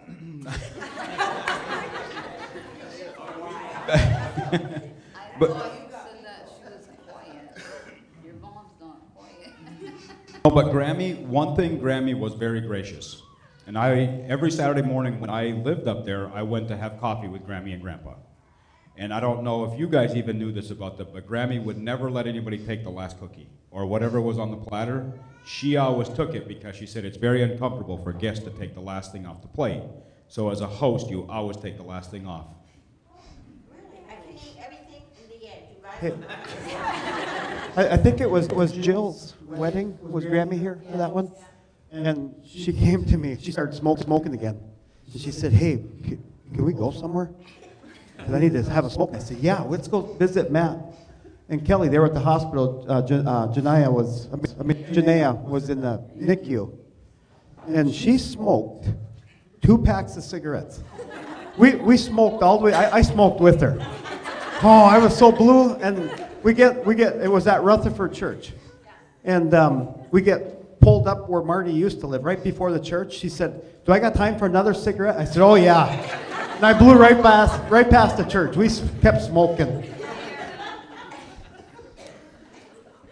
So I was living at Kathy and Bob's after my mom and dad moved down here. And I remember her calling Kathy's house and asking for me because she knew that I wouldn't question her about going to buy cigarettes at New Ipswich Market. So she said, I need you to come pick me up. I need some bread. So I said, okay, Grammy, I'll be there in 10 minutes. So I went there, and, you know, we go once a week probably at least. And I knew she was getting a carton of Marlboros, you know. But I'd never say anything, so I think she felt safe because I wasn't going to question her as a granddaughter. Oh, yeah, she never had her driver's license. So she came everywhere with us. We lived next door. So, like, growing up, if we went somewhere, Grammy was with us. Of course, Mom had Matt and Mike and us girls, and we're all close in age. So Grammy came everywhere, to the doctors, the grocery store. And we did everything with Grammy pretty much. But also, when Grandpa had Alzheimer's and he was still driving, my friend, Kendra Gibson, her brother worked at New Ipswich Mobile Station. And he asked me one day, he said, is your grandpa all right? And I'm like, yeah. He said, yeah, he pulled into the mobile the other day and told me to fill it up. And he said, before I could put that hose in, he squealed out of there. In his green station wagon. So I was like, oh, he has Alzheimer's. And he's still driving. Before Bob takes it, but she always told me I was the favorite one, and I found out there was other ones. Devastated. Yeah, my brother Steve was down at the New Ipswich Market one day, and she came out. Edith came out of the store, and she had a bag of groceries, and she's looking around, and Steve says, Edith, what's up? She says, at Levi. He says, she dropped me off and took off. so Steve brought her home. Here he is sitting in the chair. Where you been?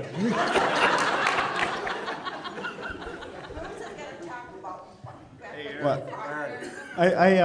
When we went to go see him, I think we had maybe 4 kids. Yeah. Yeah, no, 4 kids, and he had just had his trim or windows replaced. Yeah, and he said, you need to come and feel that, you know? So I was. We felt every wall. We'd be going like this, and Grammy's like, oh, that don't matter. So we're feeling it. I was just going behind him. He goes, oh, yeah, right there. So I feel, oh, that's nice. We went all the way around the house. Yeah, just a few childhood memories. I'm sure everybody remembers it, but boy, she made some really good donuts. And we used to really get excited because she'd say, got a fresh batch of root beer. And boy, those are really good. But I did get to go hunting one time with Levi. And I think we were rabbit hunting. But we ended up killing raccoons. That's all we killed. But we killed a lot of them. Grandpa had beagles. And we used to, once in a while, we used to go to New Hampshire during the summertime. And I think it was Jeremy. He always kept them locked up or penned up or chained up. And we never chained anything up. So you don't chain dogs up, so we let the dogs go. And for some reason, Grandpa whipped us, too. So you guys weren't the only ones getting whipped. Just a few things that I remember about Grammy is she loved her swing outside. We always would go over and have coffee, and we'd swing on that wooden swing. And sing. Yeah, and she would sing and harmonize. Like, she really could harmonize. Yodel, yeah. Yeah. And she was the sweetest Grammy. She just always made you feel welcome and so special. And like a few funny things is, you know, for those of you who understand the culture, we would go to her house to visit, and, you know, she smoked, and she didn't think you knew she smoked. So we'd go, Grammy, come to the door, and we'd come through the kitchen, and Grammy would come bailing out of her room, a blue biller of smoke, and a TV blaring in the bedroom. You know what I mean? And so she was just she really was just the sweetest thing, and always so excited to see us. And our kids have great memories of visiting her on that screen porch. And one thing is, when I was expecting Nadia, I had gone to visit her in the hospital. She broke her hip, or is that what it was? She broke her hip. And she told me, she said, I will never meet this baby. So she knew she was going home to glory soon. That was probably June. I was there, May or June. So I was like, Grammy. She's like, no, I'm not going to meet Nadia. So that was, you know, my last visit with her. But she was precious. And then we'll go to Cliff.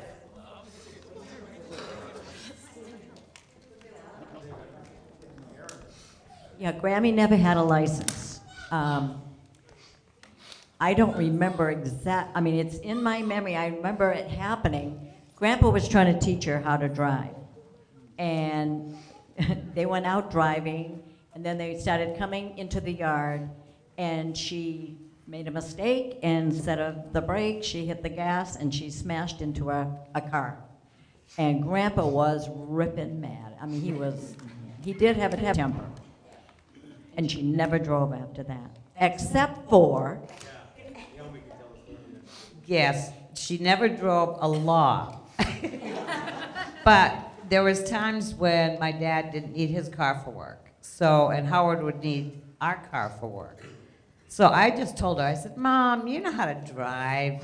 Just drive up to my house and I'll take over from there. And so she... Oh, I mean, it was just... Yeah, just up the road. Yeah. And the only time that she really panicked was when she met the chief of police coming down the road. And she said she just sweated when she saw him. But yeah, she'd drive up to our house, and then we'd take the big old, what was that? No, it was a Tornado. It was a big one. How old were they when they got married?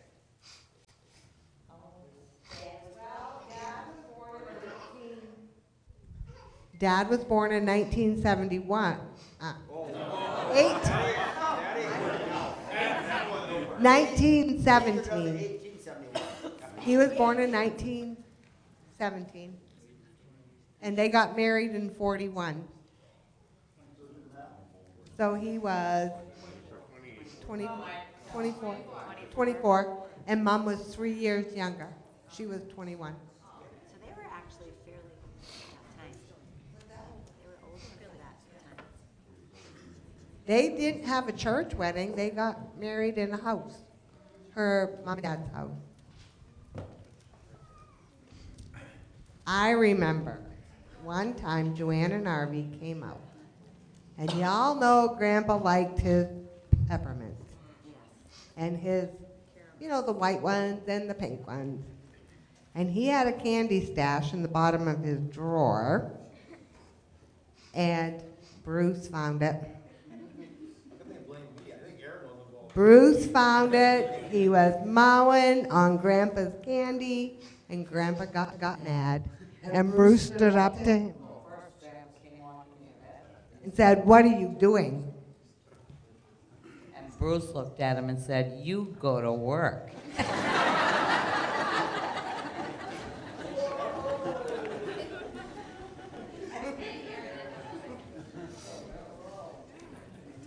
Shauna, I wonder if you remember this. Grandpa had Alzheimer's and was still at home, but Grammy was in the hospital and it was close to Christmas. So I was 17, and me and Shauna, and I don't know if it was Shyla and Chad or Trevor, but we took Grandpa Christmas shopping. I drove the wagon. Shauna was my co-pilot. Grandpa was in the middle in the back with a kid on either side so he wouldn't jump out the door. And we went into Amherst, and we took him into a store and let him pick out a brooch for Grammy for Christmas.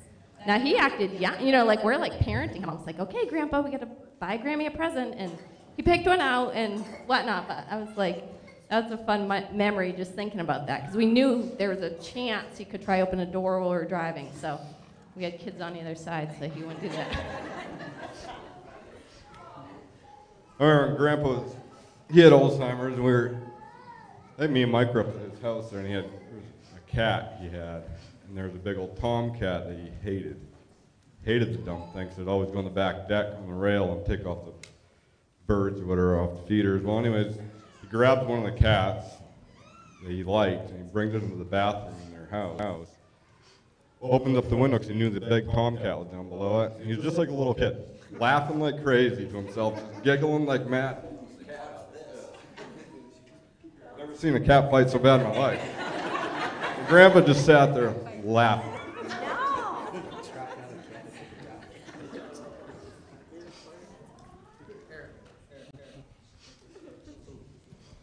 I remember going to Grandma and Grandpa's, and you'd go. One thing I really remember about their house is their pantry. You could go in there and it smelled so good in there. I loved even when I had moved out there. When I went and helped him reseal his driveway and then rake leaves, I had to walk to the pantry to re-smell some of that. But I remember we had went out there and went to Plymouth Rock. So we went to the ocean. We found these starfish, and we decided we were going to take some home, and we put them in a coffee or in a can, and we happened to leave them on the windowsill in the porch until we left.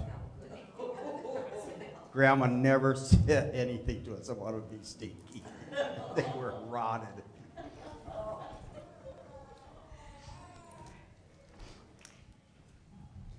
I just remember, I don't know how old I was. I was really young. And she was the coolest grandma ever because you'd walk up from Bruce. My brother Bruce lived right behind him. And I stayed there a little bit in the summer, and I went up there anytime I could. And Grandma would come up, we'd go out her back door on her deck and have coffee, and she would let you smoke cigarettes. I thought that was sit there, and I knew I should be just thinking it was the coolest thing in the world. But she was a sweetheart. And if you ever want to know what it's like hugging her, go hug one of them ladies right there. They act just like her, and they feel they're the same. They're just like their mom.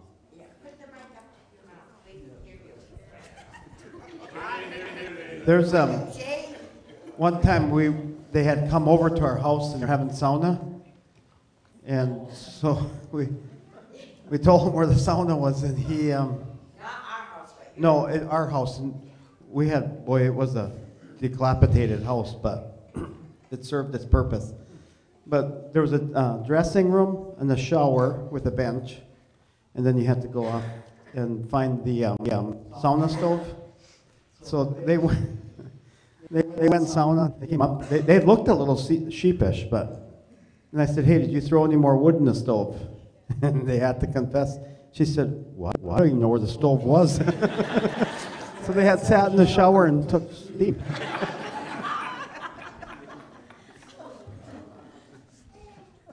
If you ever, like when Grandpa was in the nursing home, you go there and visit, the floor had like blue lines all the way to the carpet.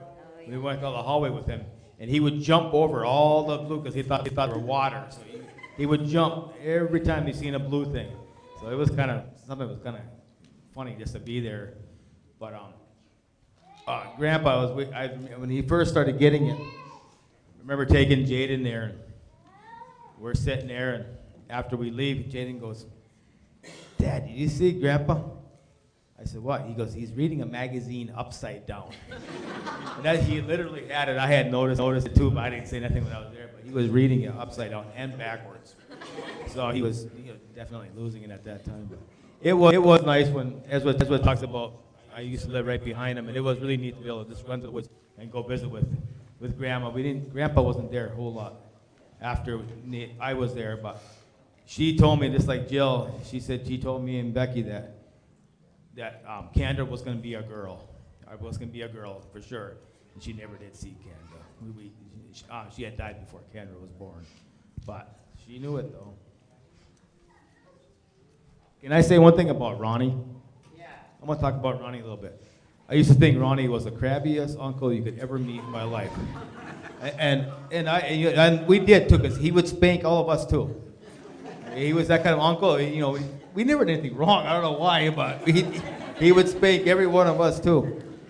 But I will say, I took a trip one time. Me and my wife, Jason and Tina, and Hilka, and Ronnie went up to Levy's camp to help rebuild it. And I will say, I got to know Ron, and I really did get to know who Ronnie really was, and he really was a gem of a guy. I have to say, it was probably the best trip I ever had with Uncle Ron. And I'm glad I did it, because I got to know who Ronnie really was. So, and I'm thankful for that, too. It was the tightest bed I've ever slept in my life. I don't know if Jason and Tina remember, but we had twin beds, and we both slept. We each had a twin bed with our spouse. That's all you did. Actually, Ron's the one that introduced me and my wife. Really? Yeah, at my sister's funeral. He came up and he said, hey, I got to introduce you to your wife. And I'm like, yeah, I guess so. No, I mean, he just had it, like, I did find out later that Ron actually did like me. No, but he said, come on. And I'm like, no, I'm not going. How old were you? 13. 14. No, I was actually, where's my wife?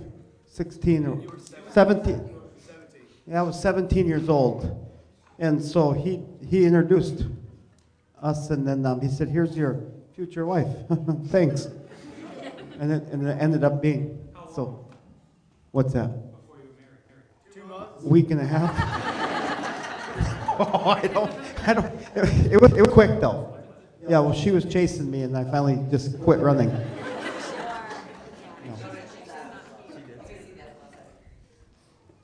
Ronnie always had some really cool cars. And I remember he had a '59 Chevy convertible with white interior. It was it was maroon, it was beautiful. And if I cleaned that, he'd give me a ride all the way to Bev's with the top down. We were visiting Mom and Dad one summer. We knew, and the kids knew, where he kept his pink peppermints in the top drawer of his dresser. Oh, did you? We already said it. Well, I've got the start of Alzheimer's, so want to hear it again?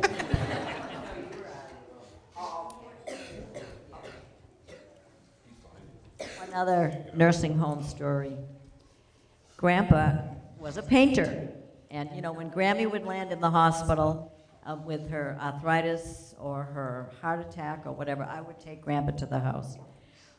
Well, it became a problem because he would, I'd tell him, Grandpa, you stay right here. I'm going to go upstairs and get dressed. And I said, I'll be back in 5 minutes.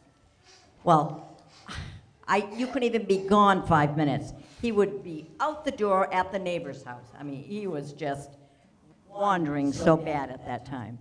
But after he got in the nursing home, so one time when I did have him for the night, he was a painter. And I'd go in the bathroom and get him ready for bed, and he'd be in there and he'd be painting the edge of the mirror and all the way down and with a comb. He would be finishing the painting. So then when he went in the nursing home, he was in the nursing home, and he took the fire extinguisher off the wall, and he was painting the hall with it. And it was all over the place. Oh. And that morning, Mom called me. I was in Minnesota, and she was crying. And she said, "Never guess what happened." And I said, "What?" She said, "Dad took the fire extinguisher and emptied it all down the hallway." And I started laughing. She said, "You think it's funny?" I said, "Yeah, he thought he was a fireman. What's the big deal?" She said, "Oh, okay." But when he had Alzheimer's and couldn't drive, between Kathy and I, because we lived in New Ipswich, we would take her and him when they needed to go to the doctors. And I remember bringing Mom to the heart specialist in Keene, and we always childproof locked the doors in the back because he would try to get out. And we were going around Dublin Lake, and he's hauling on the door handle, but he couldn't get out. And we said, what's the matter, Dad? And he goes, "Where is he?" And we said, "Who?" And he said, "The little guy that was here. He's gone." And I mean, he always had this little friend, but it was never one you could see. But anyway, get to the hospital, and he was just like a little kid. You tell him, "Okay, now, Dad, you have to follow me and stay with me because the doctor's going to look at Mom." And he would. He'd just, right behind you. And then you tell him, "Sit down," and he would. So he really, and with his Alzheimer's, he never got mean. Praise the Lord. That was good.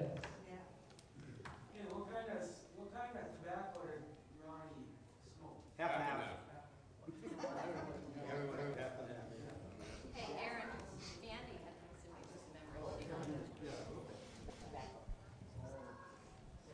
Yeah, so Mandy just texted me, and she wanted to say that we used to go with Grammy, and we'd pick Princess Pine and Laurel in the Woods every Christmas to go to sell Christmas wreaths and make extra money, so.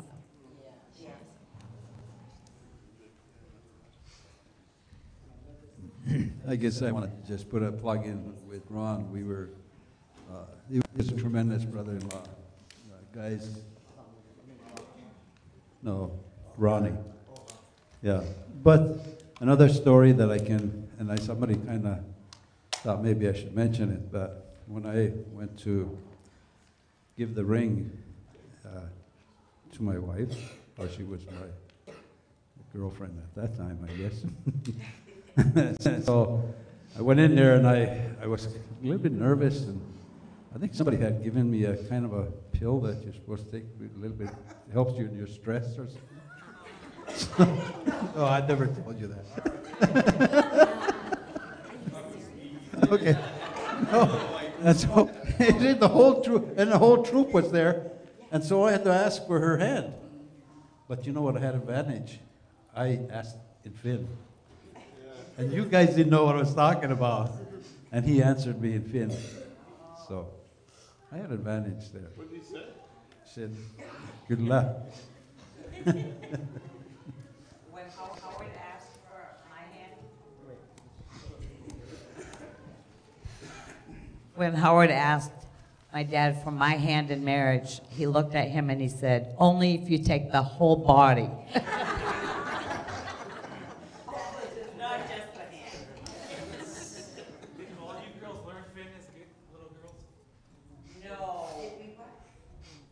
none of us, only Ronnie. They taught Ron, but they quit on us. So we have parents who do the same thing, so don't worry.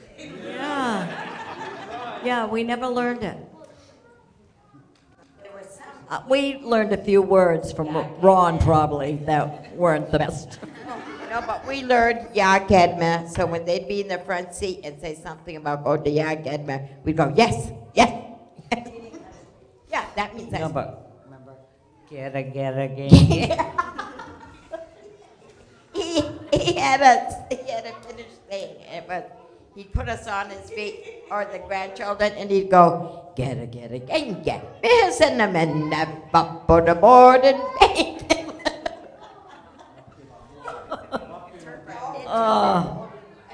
What's that mean, Arby? We don't know Finn. What does it mean, Arby? Mom still does to all our kids.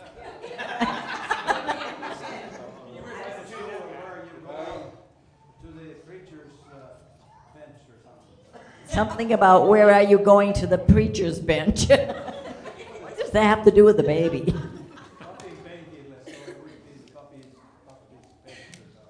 Oh. That's probably why we said it in our own language.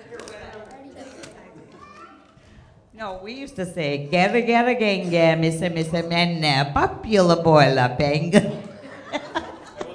That's part German.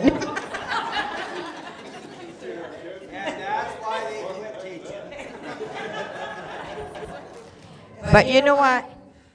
We four sisters, we have a ball when we get together. And even if we're not together all the time, we still have a ball. Because they think they're together. They forgot they left. Any more questions? Or comments? How long was Grandpa car salesman? He loved that job. 1965 through all the way near the end. Yeah, quite a few years. Yeah, he worked He- part-time for Mercer's Garage. Yeah, Mercer's Garage in Peterborough, New Hampshire, and he loved being a car salesman. He was still selling cars in the nursing home. Yeah. One comical thing about Dad, though, he had Alzheimer's when Ronnie died. And we were at the funeral home. No, but we were at the funeral home greeting people. And the neighbors came in and they were saying, oh, Levi, we are so sorry about your son. And he says, do you want a cat? Do you want a cat? Big orange one. They kind of looked at him and just walked by. He also asked, Jason, have you seen your dad lately or something, didn't he?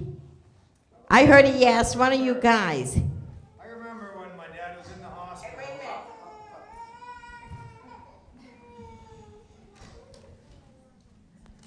Yeah, when Dad was in the hospital and then Grammy and Grandpa come down, and I remember Grandpa standing over the bed and looks and he says, he just needs a good sauna. Yeah, that was how it was. Yeah, I remember, I think it was probably before we were married. And I was out cutting wood with my dad, and he started coughing. He had like a coughing fit. And he told me then, I don't have much longer here. And I didn't think much of it. I must have been 17 or 18, but yeah, it turned out to be true. It was the year when Tina and I got back from our honeymoon that we heard that he had cancer. And so that first 2 years of our marriage was with him going through it.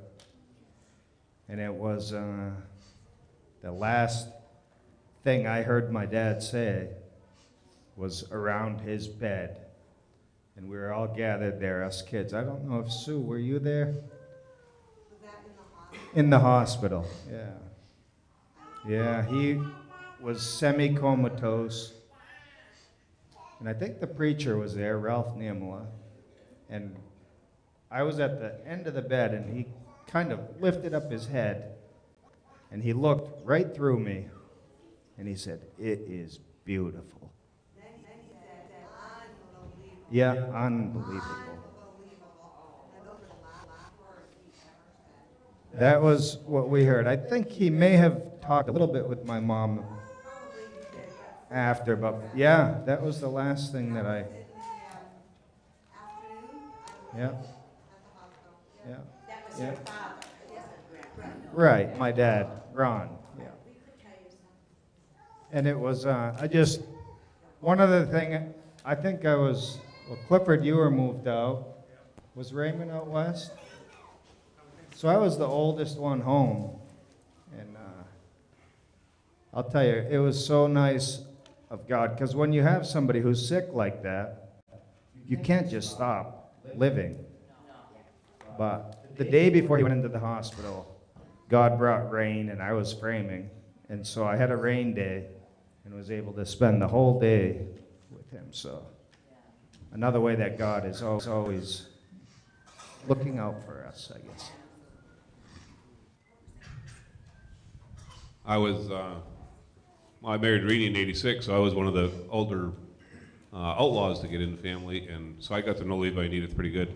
But well, on our honeymoon, I had seen that Edith had, she collected spoons, and we had gone to Copper Harbor in Michigan, and I bought her a spoon for her collection there. But that was one thing. And the other thing I bought, ended up buying Levi's boat, that '69. It was a nice inboard boat. It's the first boat I ever had, so we learned how to water ski with that. We didn't know how to water ski. We just put it right to the floor as fast as you could go and hang on. That's how we learned how to water ski. And so I was always nervous because every time I'd go back to New Hampshire, he kept asking me about the boat, and I had sold it. I was like, oh, I don't know what I'm gonna, because that was his pride and joy, that boat was. The other thing, when Ronnie had died, kind of a funny story with Levi, they were in Hilka's kitchen, setting up the funeral or whatever, and somebody had asked, how do you get to Ashburnham Church? And Levi had told him, he said, you just gotta follow the rabbit trail, and when it comes to the mailbox with the red rose, you take a right. So, you know, people were trying to tell him, he's like, no, that's not how you do it. You follow the rabbit trail out of the whip switch, and he had all his, Hilka finally said, get him out of here, you know.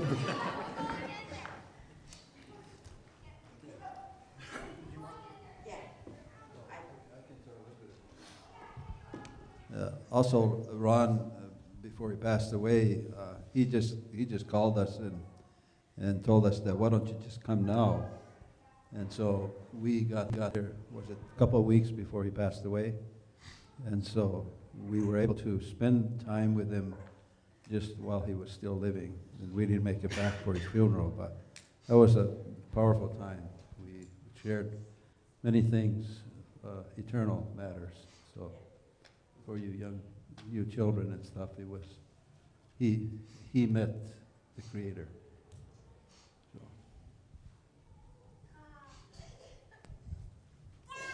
Oh, man.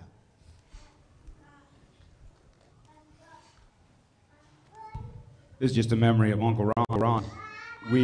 I loved going to Ronnie and Hilka's house for some reason. He always said hi to me and everything else. But you'd walk in, if I'm not mistaken, up the stairs into the kitchen, and you could always smell the pipe tobacco. And he'd sit in his recliner and smoke his pipe. Ron's boys taught us how to chew snuff.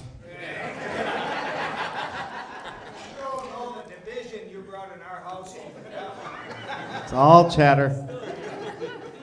They made us do so many bad things, it was unbelievable.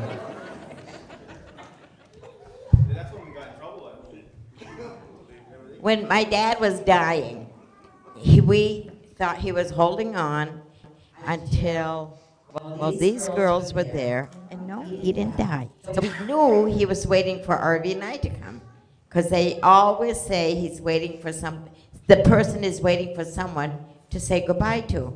So we were there, and we were there, and we were there. No, that was not who he's waiting for. He waited for Hilka. Hilka drove all night. One day, she went directly to the hospital or nursing home. And she sat by his bed and talked Finn and sang Finnish songs to him, and he went away. That morning that Grandpa died, it was like we had been there early in the morning, every morning, and we would come home late at night. But that morning, I called Naomi, and I said, you know what? I don't know why, but I don't think we have to be there early this morning. And she said, you know what? I got the same feeling. And we got there, I think it was about 11 o'clock or shortly after, and he had just passed away. But he did truly wait for Hilda to come. He knew he had 5 children, and only 4 were there. So he waited. And he, like Joe said, she sang Finn songs to him. She said, when you get to heaven, tell Ron I love him. And it was just like, that was it. Well, you guys didn't know that. That's the language of heaven. Huh? One, that what? Finn is the language of heaven. You guys didn't know that. Oh, I guess you don't want us to get to heaven. But one other thing about Ron, every year at Christmas time, before Christmas, he would call my kids and he would say, he'd talk to each one of them and say, this is Santa Claus. Now what do you want?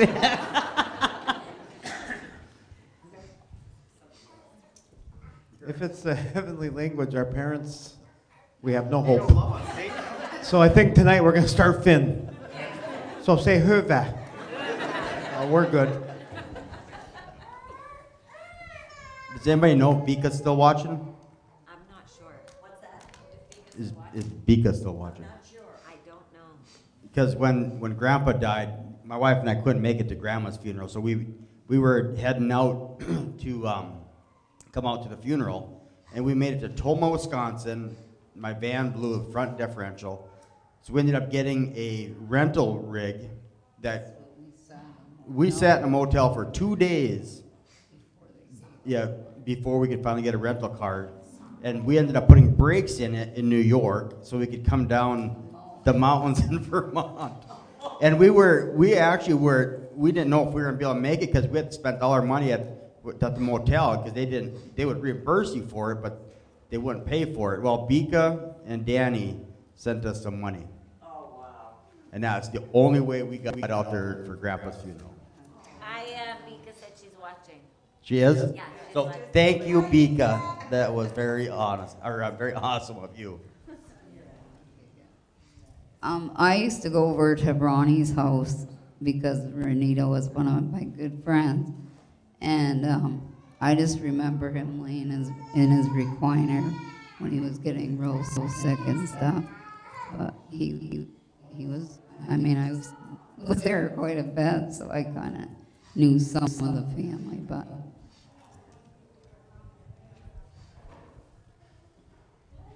I remember going up and helping either push snow or rake leaves for Grammy and Grandpa. Grandpa was in a nursing home, and yeah, chip ice, polish off the roof, whatever.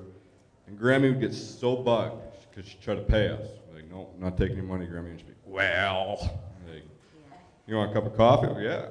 We were young. Of course, coffee and chocolate chip cookies or whatever she wanted to give us, which we never got at home. No coffee at home, but yeah, she'd just get bugged when we wouldn't take her money.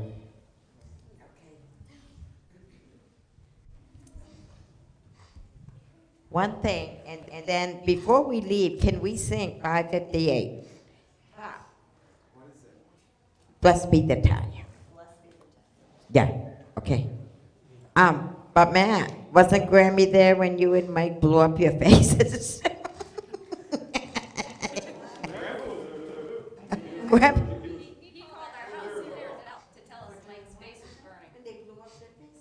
Did he have Alzheimer's at the time? Yeah, Mike, but you were there. Mandy answered, Grandpa said the boys had an accident. Wow. You have to say the whole story over again. Okay, yeah, when Matt and Mike thought it would be a good idea to play with black gunpowder and blew Mike's face up. And Matt, and who was a couple of their friends, but they ran to Grandma and Grandpa's. Of course, we were next door to them our whole lives, so any problem we had, we always went to Grammy's, it seems like. We live right down the road, but we go to Grammy's. But Grandpa was very confused at that time, and he was clear as a bell and made the call to our house to say, the boys, you gotta come here now, like, it's bad. And Mike was in Grammy's house with his face really melted. And he's asking Grammy, I'm not gonna die, am I? And she's like, trying to hold him away so his face wouldn't stick to her. What year was that? 93. My last memory of Levi was kind of funny. He had already had Alzheimer's, and for some reason I ended up mowing their lawn a couple times when I was dating Missy. So it was a nice sunny summer day, and I got done mowing, and I noticed Levi was outside on the side of the garage. So I went over to see what he was doing. He had a flashlight, and he was shining his flashlight on the ground. I said, Levi, what are you doing? He said, I'm looking for my car keys.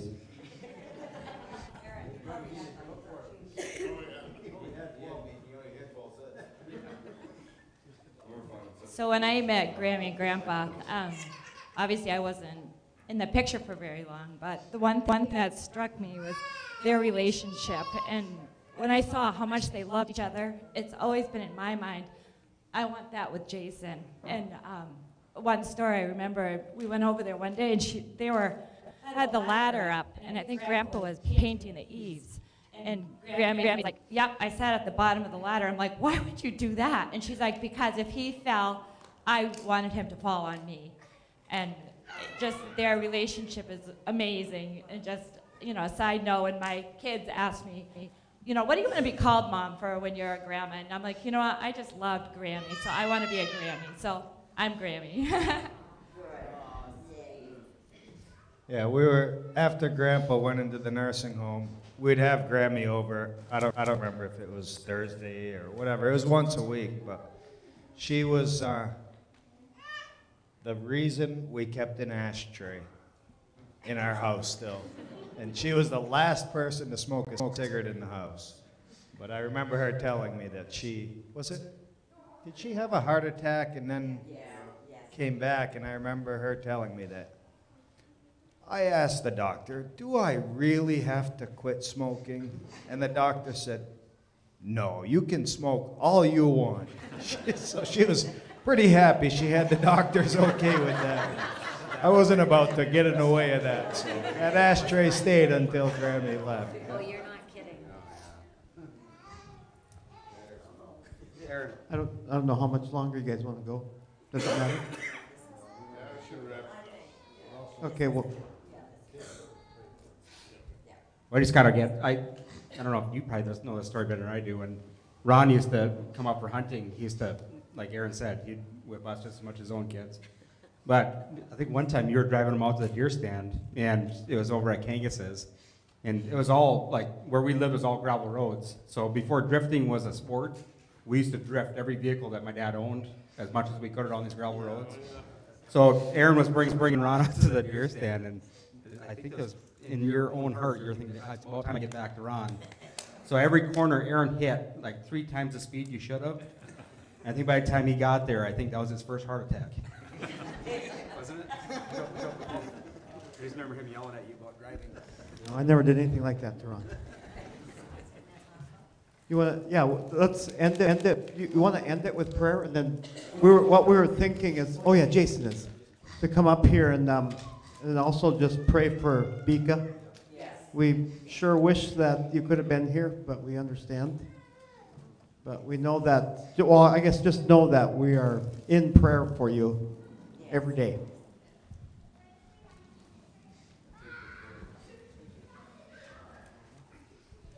I know I wasn't I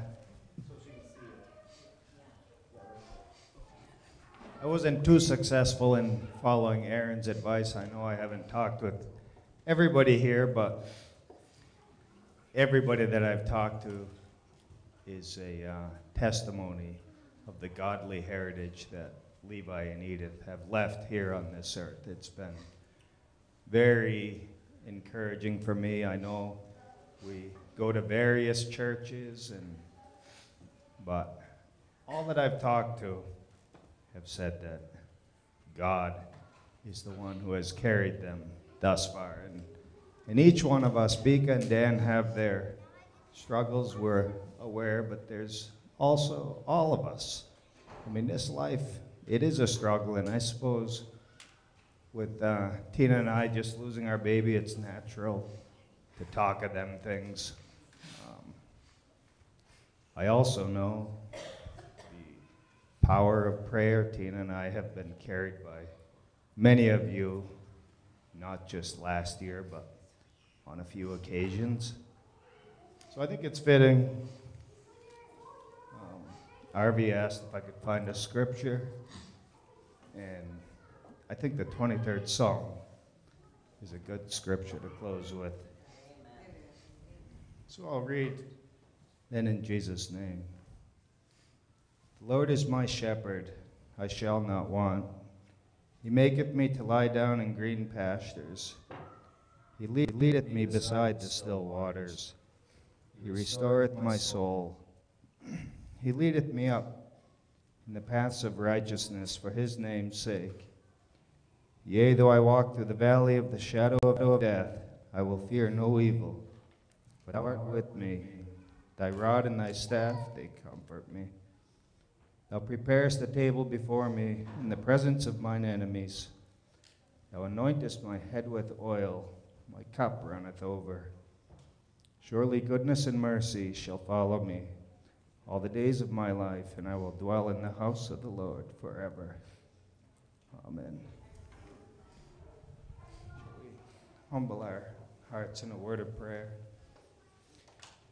Dear Father in heaven, we thank you once again that you've allowed that this reunion can take place, and that we can even come together here in this joyous time and fellowship one with another. It's been a strengthening thing for us, your children. You know, Father, the world that we walk in, how it can be times of struggle and turmoil, and Father, we ask that you would continue to watch over each of us, and we thank you, Father, for guiding the doctor's hands and allowing that Bika has made it to this place where things are looking good, and we ask, Father, that you would continue in this, and that you would grant both Dan and Bika the strength and the courage and to keep that hope burning alive within them.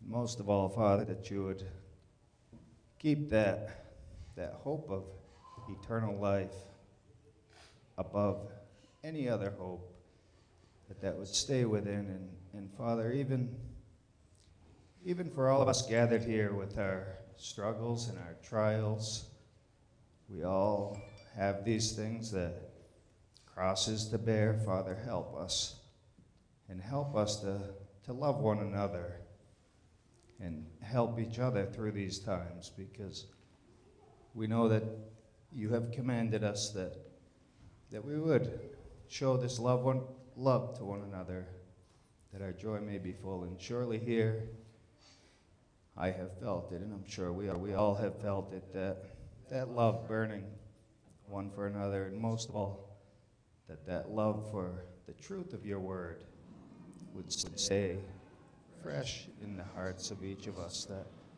we would have a tender heart, ever listening to the guiding of your Spirit, and ever willing to be your servant. And we ask this in Jesus' name. Amen.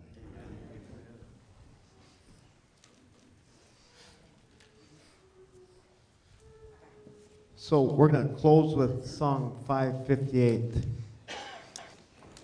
Yeah, so she'll play. And again, thank you guys. It would have really sucked if there would have been only 30 people show up.